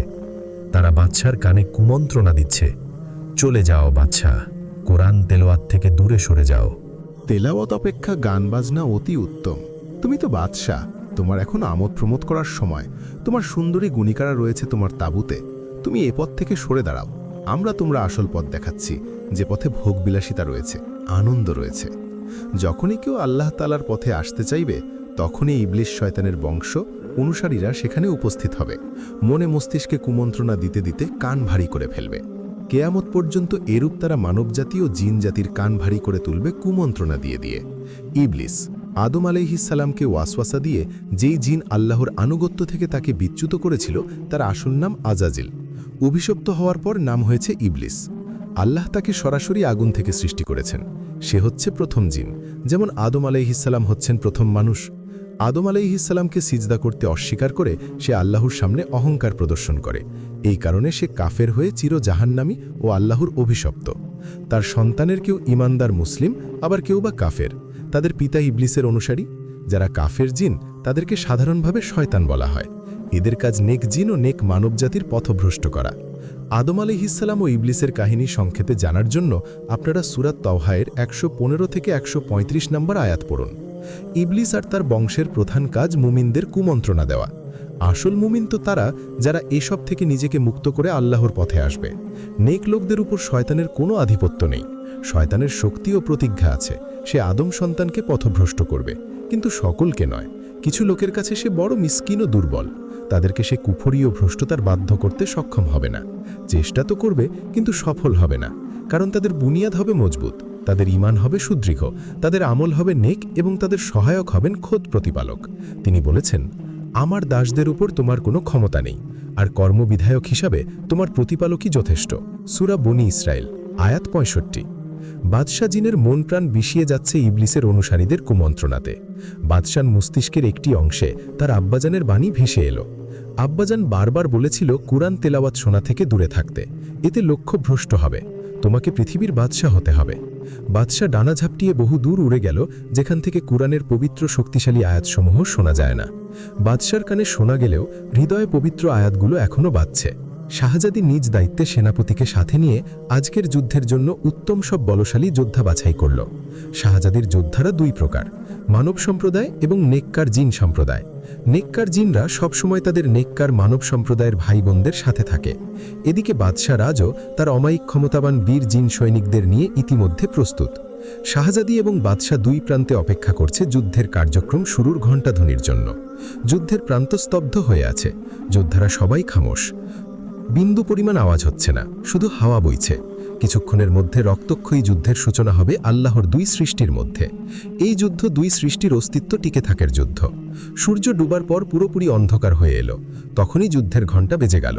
দুই দলের সেনারা একে অপরের উপর ঝাঁপিয়ে পড়ল। শুরু হলো রক্তক্ষয়ী সংঘর্ষ। শাহজাদি ঝাঁকে ঝাঁকে জিন সৈনিকদের হত্যা করছে, তাকে খুব আত্মবিশ্বাসী দেখাচ্ছে। বাদশাহ জিন সৈনিকদের আশেপাশে থাকা জিন সেনাদের উপর এবার হামলা চালাচ্ছে, একে একে সবাইকে হত্যা করছে। বাদশাহ শাহজাদির এমন রূপ দেখে মাথায় হাত বোলাতে বোলাতে হাসছে, যাকে বলে তাচ্ছিল্যের হাসি। বাদশাহ শাহজাদিকে উদ্দেশ্য করে বলল, দেখব তোমার দম কতটুকু, আমার কত সৈন্য তুমি হত্যা করতে পারো। শাহজাদি বাদশার তাচ্ছিল্য শুনে এবার বাদশার উপর তলোয়ার নিক্ষেপ করল। বাদশাহ তার তলোয়ার দিয়ে শাহজাদির তলোয়ারের প্রতিরোধ করল। শাহজাদি, আমার জঙ্গলি হরিণী, আজ তোমার দম কতটুকু দেখব। আমার বহু সৈন্য তুমি হত্যা করেছ, তবুও তুমি ক্ষান্ত হচ্ছ না, এখনো দম আছে দেখছি। শয়তান, তোকে হত্যা করে তবেই ক্ষান্ত হব, তোকে হত্যা করার জন্য এখনো যথেষ্ট দম আছে। শাহজাদি বাদশার উপর তলোয়ার নিক্ষেপ করছে বারবার। বাদশাহ শুধু শাহজাদির তলোয়ারের প্রতিরোধ করে করে হাসছে, উল্টো আক্রমণ করছে না। দুজনের তলোয়ারের ঝঙ্কার বাতাসে বহু দূর ভেসে যাচ্ছে। শাহজাদি ক্লান্ত হলেও বাদশাকে আক্রমণ করেই যাচ্ছে। বাদশাহ স্রেফ প্রতিরোধ করছে। পুরো রাত চলে যাচ্ছে তাদের লড়াইয়ে, সূর্য উদিত হবে বলে। যুদ্ধের সময়সীমা সূর্য অস্ত থেকে সূর্য উদিত পর্যন্ত। শাহজাদি বাদশার উপর আক্রমণ চালিয়ে খুবই ক্লান্ত। সে যতই বীর যোদ্ধা হোক, তবুও সে নারী। শাহজাদি জমিনে বসে পড়ল, তলোয়ারও হাত থেকে পড়ে গেল। বাদশাহ শাহজাদির দিকে হাঁটু গেড়ে বসে আফসোসের স্বরে বলল, উফ, খুব বুঝি ক্লান্ত। শাহজাদি বাদশার দিকে তাকালো ক্ষিপ্র দৃষ্টিতে। বাদশার চেহারায় একটুও ক্লান্তি নেই, বরং প্রাণবন্ত লাগছে। মনে হচ্ছে এইমাত্র সে যুদ্ধে রওনা হওয়ার জন্য প্রস্তুত। সূর্য অস্ত হলে বলে এর মধ্যে সৈন্যরা ক্লান্ত হয়ে নিজেদের গুটিয়ে নিয়েছে পরবর্তী যুদ্ধের জন্য। যুদ্ধে সবচেয়ে ক্ষতিগ্রস্ত বাদশাহ রাজের সৈন্যরা। বাদশাহ রাজের বেখেয়ালিতে সৈন্যদের নির্দেশনার ঘাটতি পড়েছিল, যার কারণে তার শোচনীয় ক্ষতি হয়েছে। বাদশাহ রাজকে তেমন বিচলিত হতে দেখা যাচ্ছে না, সৈন্যদের ক্ষতি তাকে তেমন স্পর্শ করতে পারল না। সে শাহজাদির সাথে রসালাপ করতে ব্যস্ত। বাদশাহ শাহজাদির তলোয়ার জামিন থেকে হাতে তুলে নিল। শাহজাদি, তোমার বিশেষ তলোয়ার, শাহজাদি প্রায় হাত থেকে নিজের তলোয়ার ছিনিয়ে নিয়ে উঠে দাঁড়াল। শাহজাদি, আবার দেখা হবে সূর্য অস্তের পর, কেমন? এই সময়টুকু তুমি নিজের শরীরের শক্তি সঞ্চার করো। বাদশাহ পেছন ফেরে ডানা মেলে আসমানে উড়ার প্রস্তুতি নিল, তখনই কিয়ামত ঘটে গেল। বাদশার পরিচিত চিৎকার ভেসে এলো। পেছন ফিরে সে বাকরুদ্ধ হল। জিনদের কূটনীতিবিদ, শক্তিশালী ক্ষমতাবান জিন ধীমান মৃতদেহ বাদশার চোখের সামনে ধোঁয়া হয়ে উড়ে যাচ্ছে। তার গায়ে শাহজাদির তলোয়ার এখনও বিধে রয়েছে। বাদশাহ রাজ হাঁটু গেড়ে জমিনে অবস্থান করল। জীবনে এই প্রথম সে এতটা কষ্ট পাচ্ছে। মনে হচ্ছে জ্বলন্ত আগুনের গোলাতে তার শরীর পুড়ে যাচ্ছে। সে বুকে হাত দিয়ে বলল, শাহজাদি, এ কি করলে তুমি? আমার প্রাণপ্রিয় চাচাজানকে তুমি হত্যা করলে। চাচাজান নিজের জীবনের ঝুঁকি নিয়ে আমাকে বহুবার মৃত্যুর মুখ থেকে বাঁচিয়েছেন, আর আজ আমার বেপরোয়ার জন্য তার হত্যা হলো। হে দুঃখ কোথায় রাখবো আমি? বাদশাহ রাজ চিৎকার করে উঠল। তার চিৎকারে জমিন যেন কেঁপে উঠল। একসময় রাজের চিৎকার গর্জনে পরিণত হল।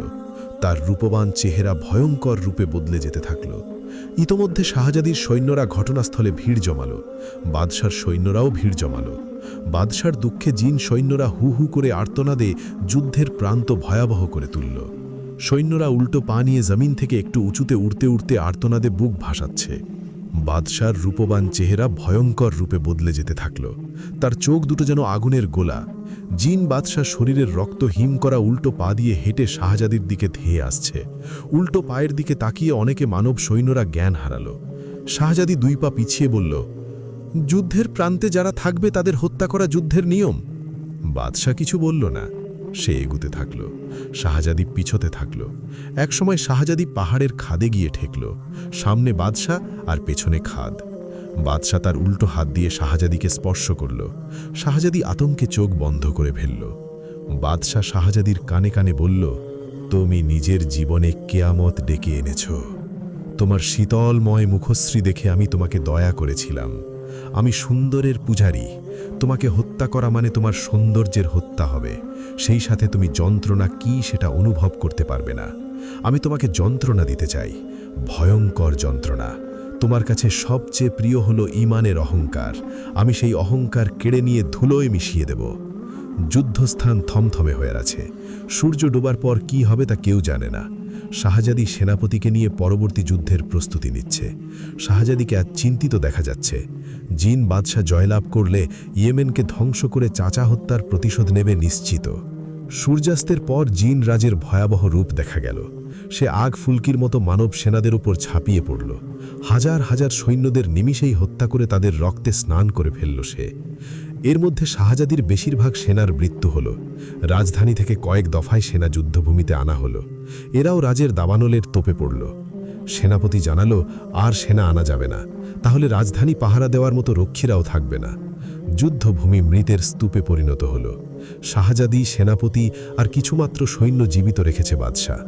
বাদশাহ মৃতদের স্তূপের রক্তে মাখামাখি শরীরে দাঁড়িয়ে বলল, এবার তাহলে রাজধানীতে ঢুকতে হবে। আমি আর আমার সেনারা তৃপ্তি পাইনি খুব একটা। রাজধানীর কিছু রক্ত না ঝরালে তৃপ্তি হবে না। আমার ধারণা তোমার প্রজারা আমাদের এরূপ বিভৎস রূপ দেখে নিজেরাই নিজেদের হত্যা করবে। শাহজাদি শুধুমাত্র আল্লাহ তাআলাকে ডাকছে এই ভয়ঙ্কর ইবলিস থেকে বাঁচার জন্য। সূর্য উদিত হল। যুদ্ধ শেষ। শাহজাদি শোচনীয়ভাবে পরাজয় করেছে, তবে স্বীকার করেনি মুখে। বাদশাহ তার বিশাল সিংহাসনের কুরসিতে বসতে বসতে বলল, শাহজাদি, তোমার রাজ্য কি তুমি আমার হাতে তুলে দেবে, নাকি রক্তপাত করে আমি নিজে নেব? রাজ্যের বদলে যা চাইবেন তাই দেওয়া হবে। শুধু নিরাপদ রাজ্যের মানুষগুলোকে ছেড়ে দিন। ওরা তো আপনার সাথে যুদ্ধ করেননি। বাদশাহ গর্জন করে বলল, আমার চাচা জানও নিরাপদ ছিল। তিনি যুদ্ধে অংশগ্রহণ করেননি, তবুও তাকে প্রাণ হারাতে হয়েছে। শাহজাদি চুপ করে আছে। বাদশাহ শাহজাদির দিকে এগিয়ে গেল, বলল, একটি উপায় অবশ্য আছে। সেটা কি? উপায়টি আমাদের জন্য ভালো হবে। ঠিক করেছি তোমাকে বিবাহ করব। একজন অধার্মিক নিষ্ঠুরতম জিন তোমার স্বামী। এটাই তোমার শাস্তি। এতে একটি লাভ হবে, তোমার স্বাদের ইয়েমেন বেঁচে যাবে। যতদিন তুমি আমার সাথে আমার বেগম হয়ে থাকবে, ততদিন ইয়েমেন সুরক্ষিত থাকবে। তো শাহজাদি, প্রস্তুত তো ধার্মিকের বেগম হতে? আমি জিন বাদশাহ কথা দিলাম, তোমার সামনে পৃথিবীর মানব জাতিকে ধ্বংস করে বাদশাহ হব এবং রাজ করব পৃথিবীতে। আল্লাহর একজন মুমিন নারীর সম্মুখে পৃথিবী ধ্বংস করে বাদশাহ হব, এটা আমার জীবনের একমাত্র লক্ষ্য এখন থেকে। শাহজাদি বাদশার কথাগুলো শুনে জ্ঞান হারালো অজানা ভবিষ্যতের আতঙ্কে। শাহজাদি, তোমাকে মৃত্যুর থেকেও ভয়ঙ্কর শাস্তি দেওয়া হবে। তুমি মৃত্যু ভিক্ষা চাইবে, আমি তোমাকে ভিক্ষা দেব না, কথা দিলাম শাহজাদি। প্রাচীন আমল থেকেই ইয়েমেনের ওপর আক্রমণ করে এসেছে জিন সম্প্রদায়, কখনো তারা সফল হয়নি।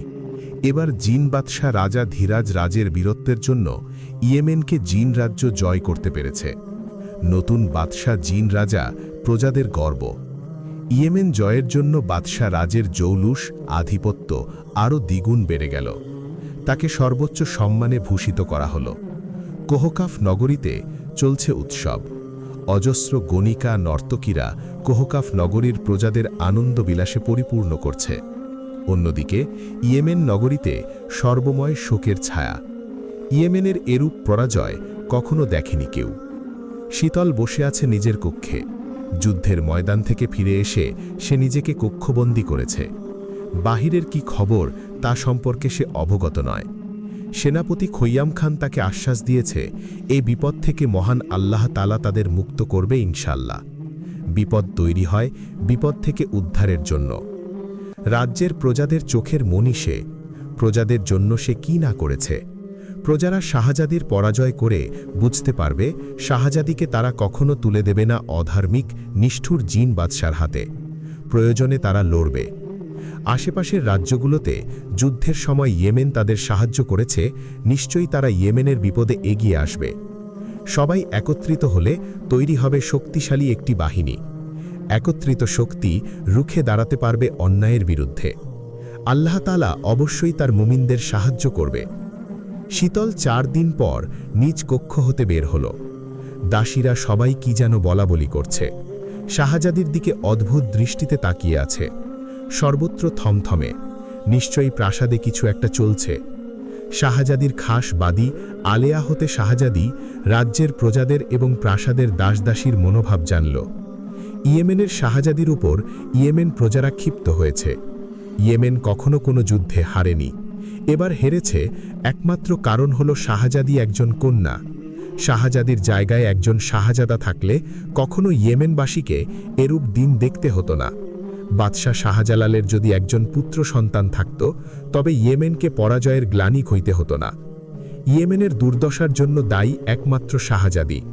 পরাজয়ের গ্লানি শুধু শাহজাদি শেহেরজানের। সর্বত্র একটাই মতামত পোষণ করছে সবাই, শাহজাদির উচিত প্রজাদের কথা ভেবে জিন বাদশাকে বিয়ে করতে। এটা তো বিস্ময়কর কিছু না। এর আগেও বহু মানবজাতির সাথে জিন জাতির বিবাহ হয়েছে। প্রাচীন ইয়েমেনের সেবার রানী বিলকিসের পিতামাতার মধ্যে একজন জিন ছিলেন। প্রাচীন একটি ঘটনা রাজ্যে আলোচনা হচ্ছে। আমরা সবাই জানি হযরত সুলেমান আলাইহিসসালাম ছিলেন জিনদের সর্দার। সুলেমানের বিবি বা বউয়ের নাম ছিল বিলকিস। রানী বিলকিস বিনতে সারাহিল ছিলেন তৎকালীন ইয়েমেনের সাবার রানী। উনি সূর্য পূজা করতেন। আল্লাহর কাছ থেকে সুলেমানের উপর নির্দেশ আসে বিলকিসকে মুসলমান বানাতে। বিলকিস ছিলেন প্রভূত বিত্ত বৈভবের মালিক। রানীর একটি বিশাল সিংহাসন ছিল, যা স্বর্ণ, রৌপ্য ও বিভিন্ন প্রকার মূল্যবান পাথর দ্বারা সুসজ্জিত ছিল। হযরত সুলেমান আলাইহিসসালাম দরবারের লোকদের বললেন, হে পারিষদবর্গ, ইয়েমেনের রানী আত্মসমর্পণ করে আমার নিকট আসার পূর্বে তোমাদের মধ্যে কে তার সিংহাসন আমার নিকট এনে দিতে পারবে? এক শক্তিশালী জিন বলল, আপনার মজলিস শেষ হওয়ার পূর্বেই আমি তা আপনার নিকট এনে দিতে পারব। হযরত সুলেমান আলাইহিসসালামের একজন নিকটতম জিন সাহাবী ও ইতিহাস লেখক বললেন, আপনার চোখের পলক ফেলার পূর্বেই আমি তা আপনার নিকট এনে দিতে পারব। ইনি আসমানি কিতাবের জ্ঞান সম্পন্ন ছিলেন এবং তার ইসমে আজম অর্থাৎ আল্লাহর কিছু গুণবাচক নাম, যা পাঠ করলে গায়েবী শক্তি লাভ করা যায়, জানা ছিল। মুহূর্তের মধ্যে সে সিংহাসন নিয়ে আসলো। এ থেকে বোঝা যায় যে জিনদের শক্তি বা ক্ষমতা কত বিশাল। রানী বিলকিস হযরত সুলেমান আলাইহিসসালামের দরবারে উপস্থিত হলেন। তিনি এখানে নিজ সিংহাসন দেখে বিস্মিত হলেন এবং এক আল্লাহর প্রতি নিজের ঈমান প্রকাশ করলেন।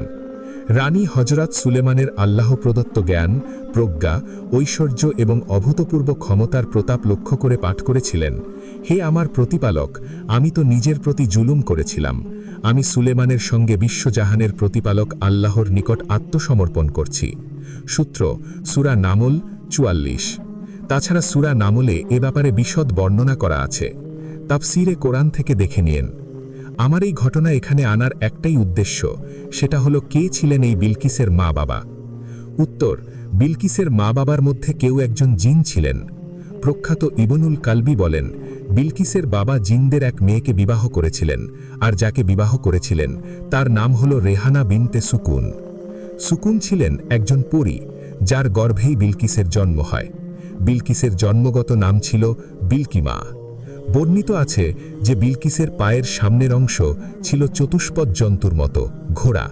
এমনকি তার পায়ের গোড়ালিতেও লোমও ছিল। আর তাই হজরত সুলেমান আলাইহিসসালাম তাকে বিয়ে করার পর জিন শয়তানদের নির্দেশ দিয়ে বলেন, তোমরা তার জন্য হাম্মাম ও লোম বিনাশকারী পাউডার বানাও। সূত্র ইবন উল কালবি। এ ব্যাপারে আবু হুরাইরা রাদিয়াল্লাহু থেকে বর্ণিত আছে, রাসূল বলেন, বিলকিসের পিতামাতার মধ্যে একজন ছিলেন জিন। সূত্র আবু আশ-শাইখ ইবন আসাকির, মিজানুল ইহতিদাল। হজরত মুজাহিদ রহমও বলেন, সাবার রানী বিলকিসের মা ছিলেন জিন। সূত্র ইবনে মুনজির ও আবি শাইবা। হজরত জিবাইর বিন মোহাম্মদ রহমও বলেন, বিলকিসের মা ফারিয়া ছিল জিন। সূত্র ইবন আবি হাতিম। হজরত জুরাইজ রহমতুল্লাহ আলাইহে বলেন, বিলকিসের মা ফারিয়া ছিলেন বিলফানা, জিনদের একটি গোত্র। সূত্র ইবনে আবি হাতিম। হজরত উসমান বিন হাজির রহমতুল্লাহ আলাইহে বলেন, বিলকিসের মা ফারিয়ায়ের পূর্ণ নাম ছিল বিলকিমা বিনতে সাইসান। অন্য জায়গায় আছে রায়হানা বিনতে সুকান। সূত্র হাকিম, তিরমিজি, ইবনে মারদুইয়া। তাছাড়া জিন জাতি আর মানব জাতি আল্লাহর দুই সৃষ্টি। তাদের সৃষ্টি করেছে এক আল্লাহ তাআলা। জিন জাতির সাথে বিবাহ হলে মানব জাতির জন্য কল্যাণকর হবে। তারা কখনো আক্রমণ করবে না তাদের বংশের বধূর জাতির উপর। শাহজাদি আরও ভেঙে পড়ল প্রজাদের এরূপ মনোভাবে। প্রজাদের জন্য নিজের জীবন ছোট থেকেই সে রাজ্যে অর্পিত করেছে। নিজের কথা কখনো ভাবেনি, সর্বসময় প্রজাদের কথা ভেবেছে, কিসে তাদের সুখ, দুঃখ, আনন্দ। শাহজাদি বুঝতে পারল, সুখের ভাগিদার সবাই হবে, কিন্তু দুঃখের ভাগিদার কেউ হবে না। জয়ের স্বাদ সবাই নেবে, কিন্তু পরাজয়ের স্বাদ নিতে হবে একা, শুধু একা। শাহজাদুর কাজল কালো, নীলমণির হরিণীর চোখ দুটো অশ্রুসিক্ত, শীতলময় হাসিমাখা মুখশ্রী মূর্ছে গেছে। তাকে দেখাচ্ছে জীবন্ত লাশের মতো। বাদশাহ শাহজালালের শরীর কন্যার এরূপ দুর্দশায় আরও খারাপ হয়েছে। শুধু তার নিঃশ্বাসটুকু চলছে। মেয়েকে তিনি আদেশ করলেন সেনাপতিকে নিয়ে বহু দূরের কোনো রাজ্যে চলে যেতে, সেখানে নতুন জীবন শুরু করতে। শীতল বলল, আব্বাজান, এ হয় না। আমাকে না পেয়ে ইয়েমেনকে ধ্বংস নগরীতে পরিণত করবে বাদশাহ। আমার জন্য এমনিতেই ইয়েমেনকে পরাজয়ের গ্লানি সইতে হচ্ছে।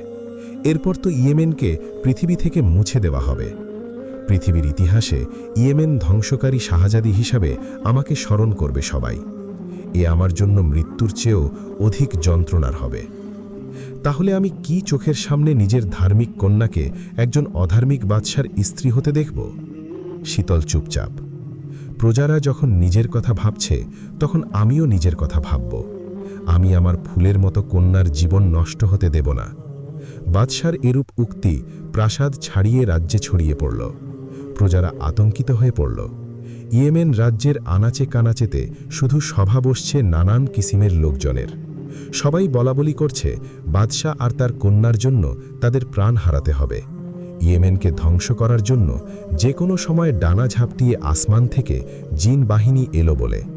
কারো নিস্তার নেই বাদশার আক্রোশ থেকে। রাজ্যের প্রজারা সিদ্ধান্তে এলো, তারা অন্যত্র চলে যাবে। এদিকে সেনাপতি ব্যর্থ হলে অন্য রাজ্যগুলো থেকে সাহায্য নিতে। কেউ সাহায্য করবে না। রাজারা ভয়ে সিটিয়ে গেছে জিন বাদশাহ রাজের বিরুদ্ধে যুদ্ধের ঘটনা শুনে। জিন বাদশার আক্রোশে সমস্ত রাজ্যগুলো আতঙ্কিত হয়ে আছে। দুদিন পর ইয়েমেন প্রজারা ইয়েমেন রাজ্য ছেড়ে সহায় সম্বল নিয়ে চলে যেতে শুরু করল। ইয়েমেন নগরী পুরোটা খালি হতে শুরু করল। বিশাল সাম্রাজ্য কি তবে এভাবেই জনশূন্য হয়ে বিরান ভূমিতে পরিণত হবে? শাহজাদি খবর পেয়ে ঘোড়া নিয়ে সোজা ইয়েমেনের মূল সদর দরজার সামনে দাঁড়াল। প্রজারা এতে আরও ক্ষুব্ধ হল। শাহজাদিকে পথ ছাড়তে বলল। শাহজাদি, আপনি চলে যান, আমাদের যেতে দিন। না, আপনারা নিজের দেশ ছেড়ে কোথাও যেতে পারবেন না। তবে তো নিজ ইচ্ছে আত্মহত্যা করতে হয় আমাদের। তা না করলে ভয়ঙ্করভাবে মৃত্যু হবে জিন বাদশার হাতে। ওনার নরখাদক জিন সেনারা আমাদের চিবিয়ে খেয়ে ফেলবে।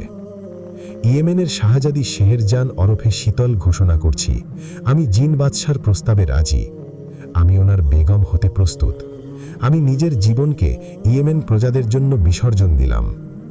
প্রজাদের মুখে হাসি ফুটল। কাউকে সমৃদ্ধশালী ইয়েমেন ছেড়ে যেতে হচ্ছে না এই আনন্দে। সেনাপতি খৈয়াম শাহজাদির সিদ্ধান্তে একেবারে মূর্ছে গেল। তাকে যেভাবে হোক আটকাতে হবে এই বিবাহ।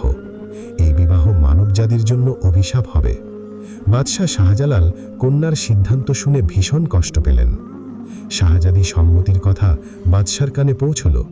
অবশেষে তার পরিকল্পনা বাস্তবায়িত হচ্ছে।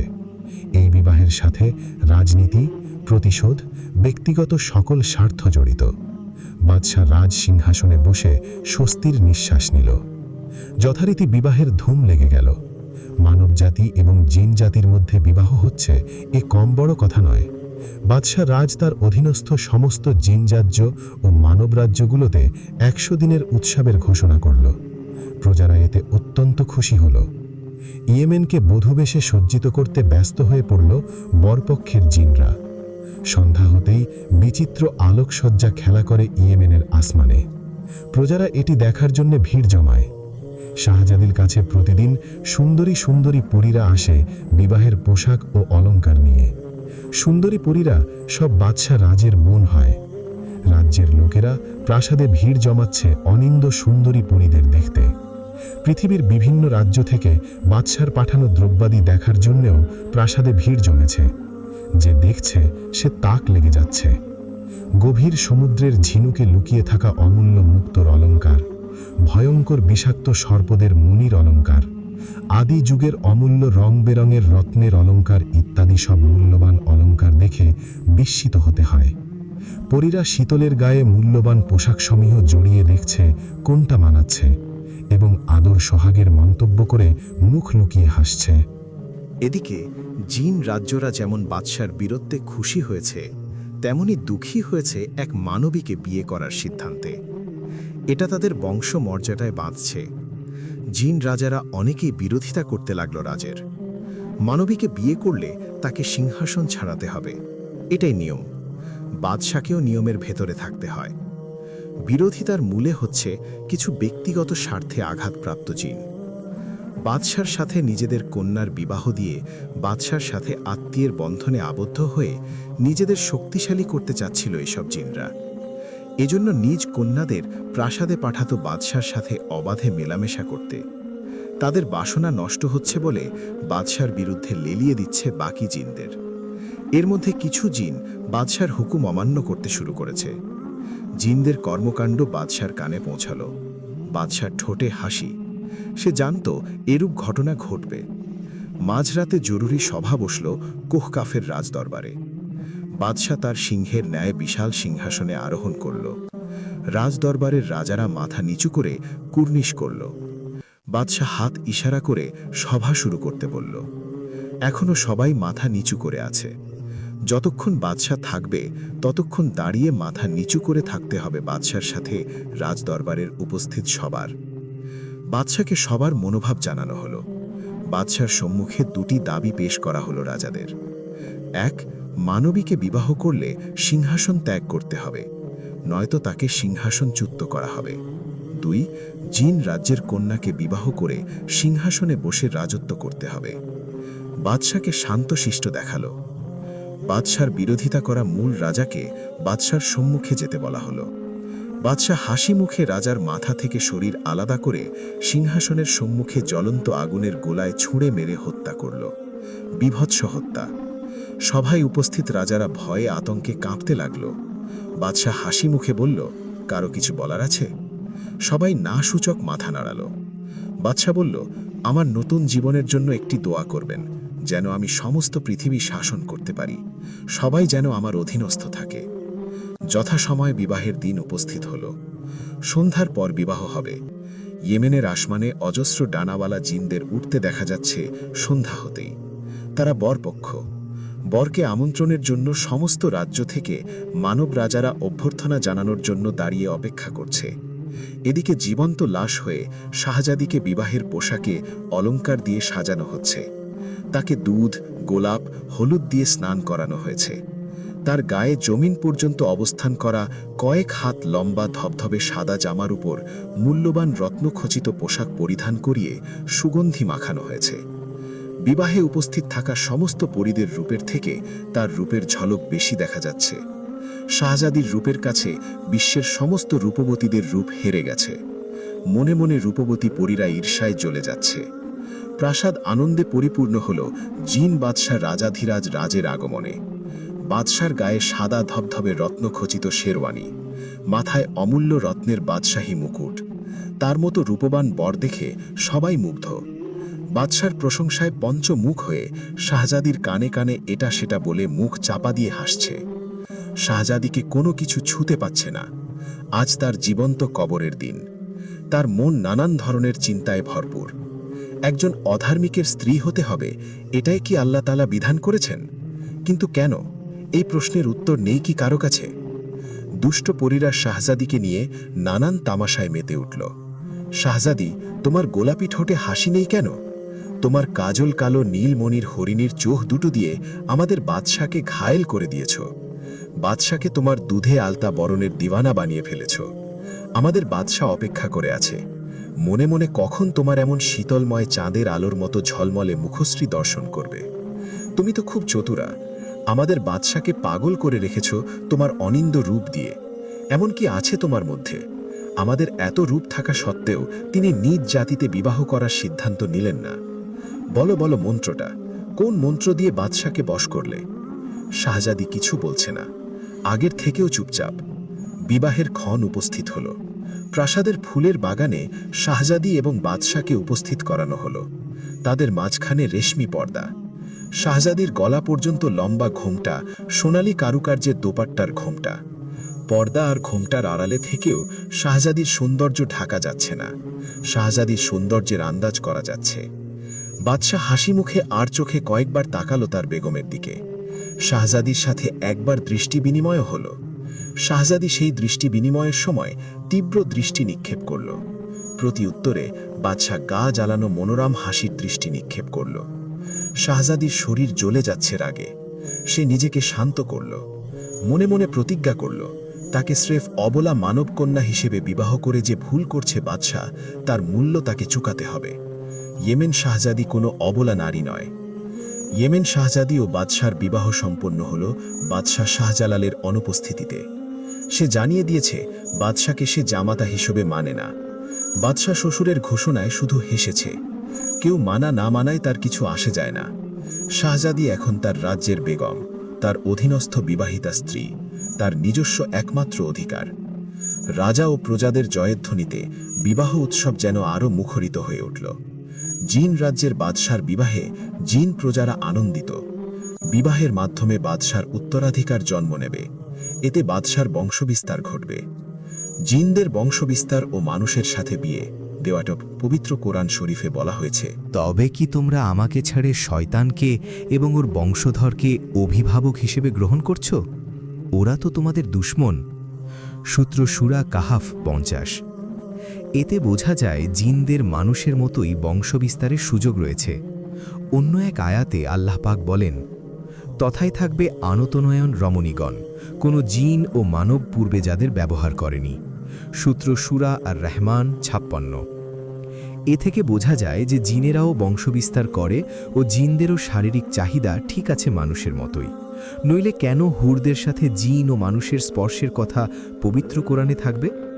অন্যদিকে বিখ্যাত মুফাসসির তাবেঈ হযরত কাতাদাহ রাহ বলেন, জিনদের বংশবিস্তার সেইভাবেই চালু আছে যেভাবে মানুষেরা চালাচ্ছে, তবে তাদের জন্মহার মানুষের তুলনায় অনেক বেশি।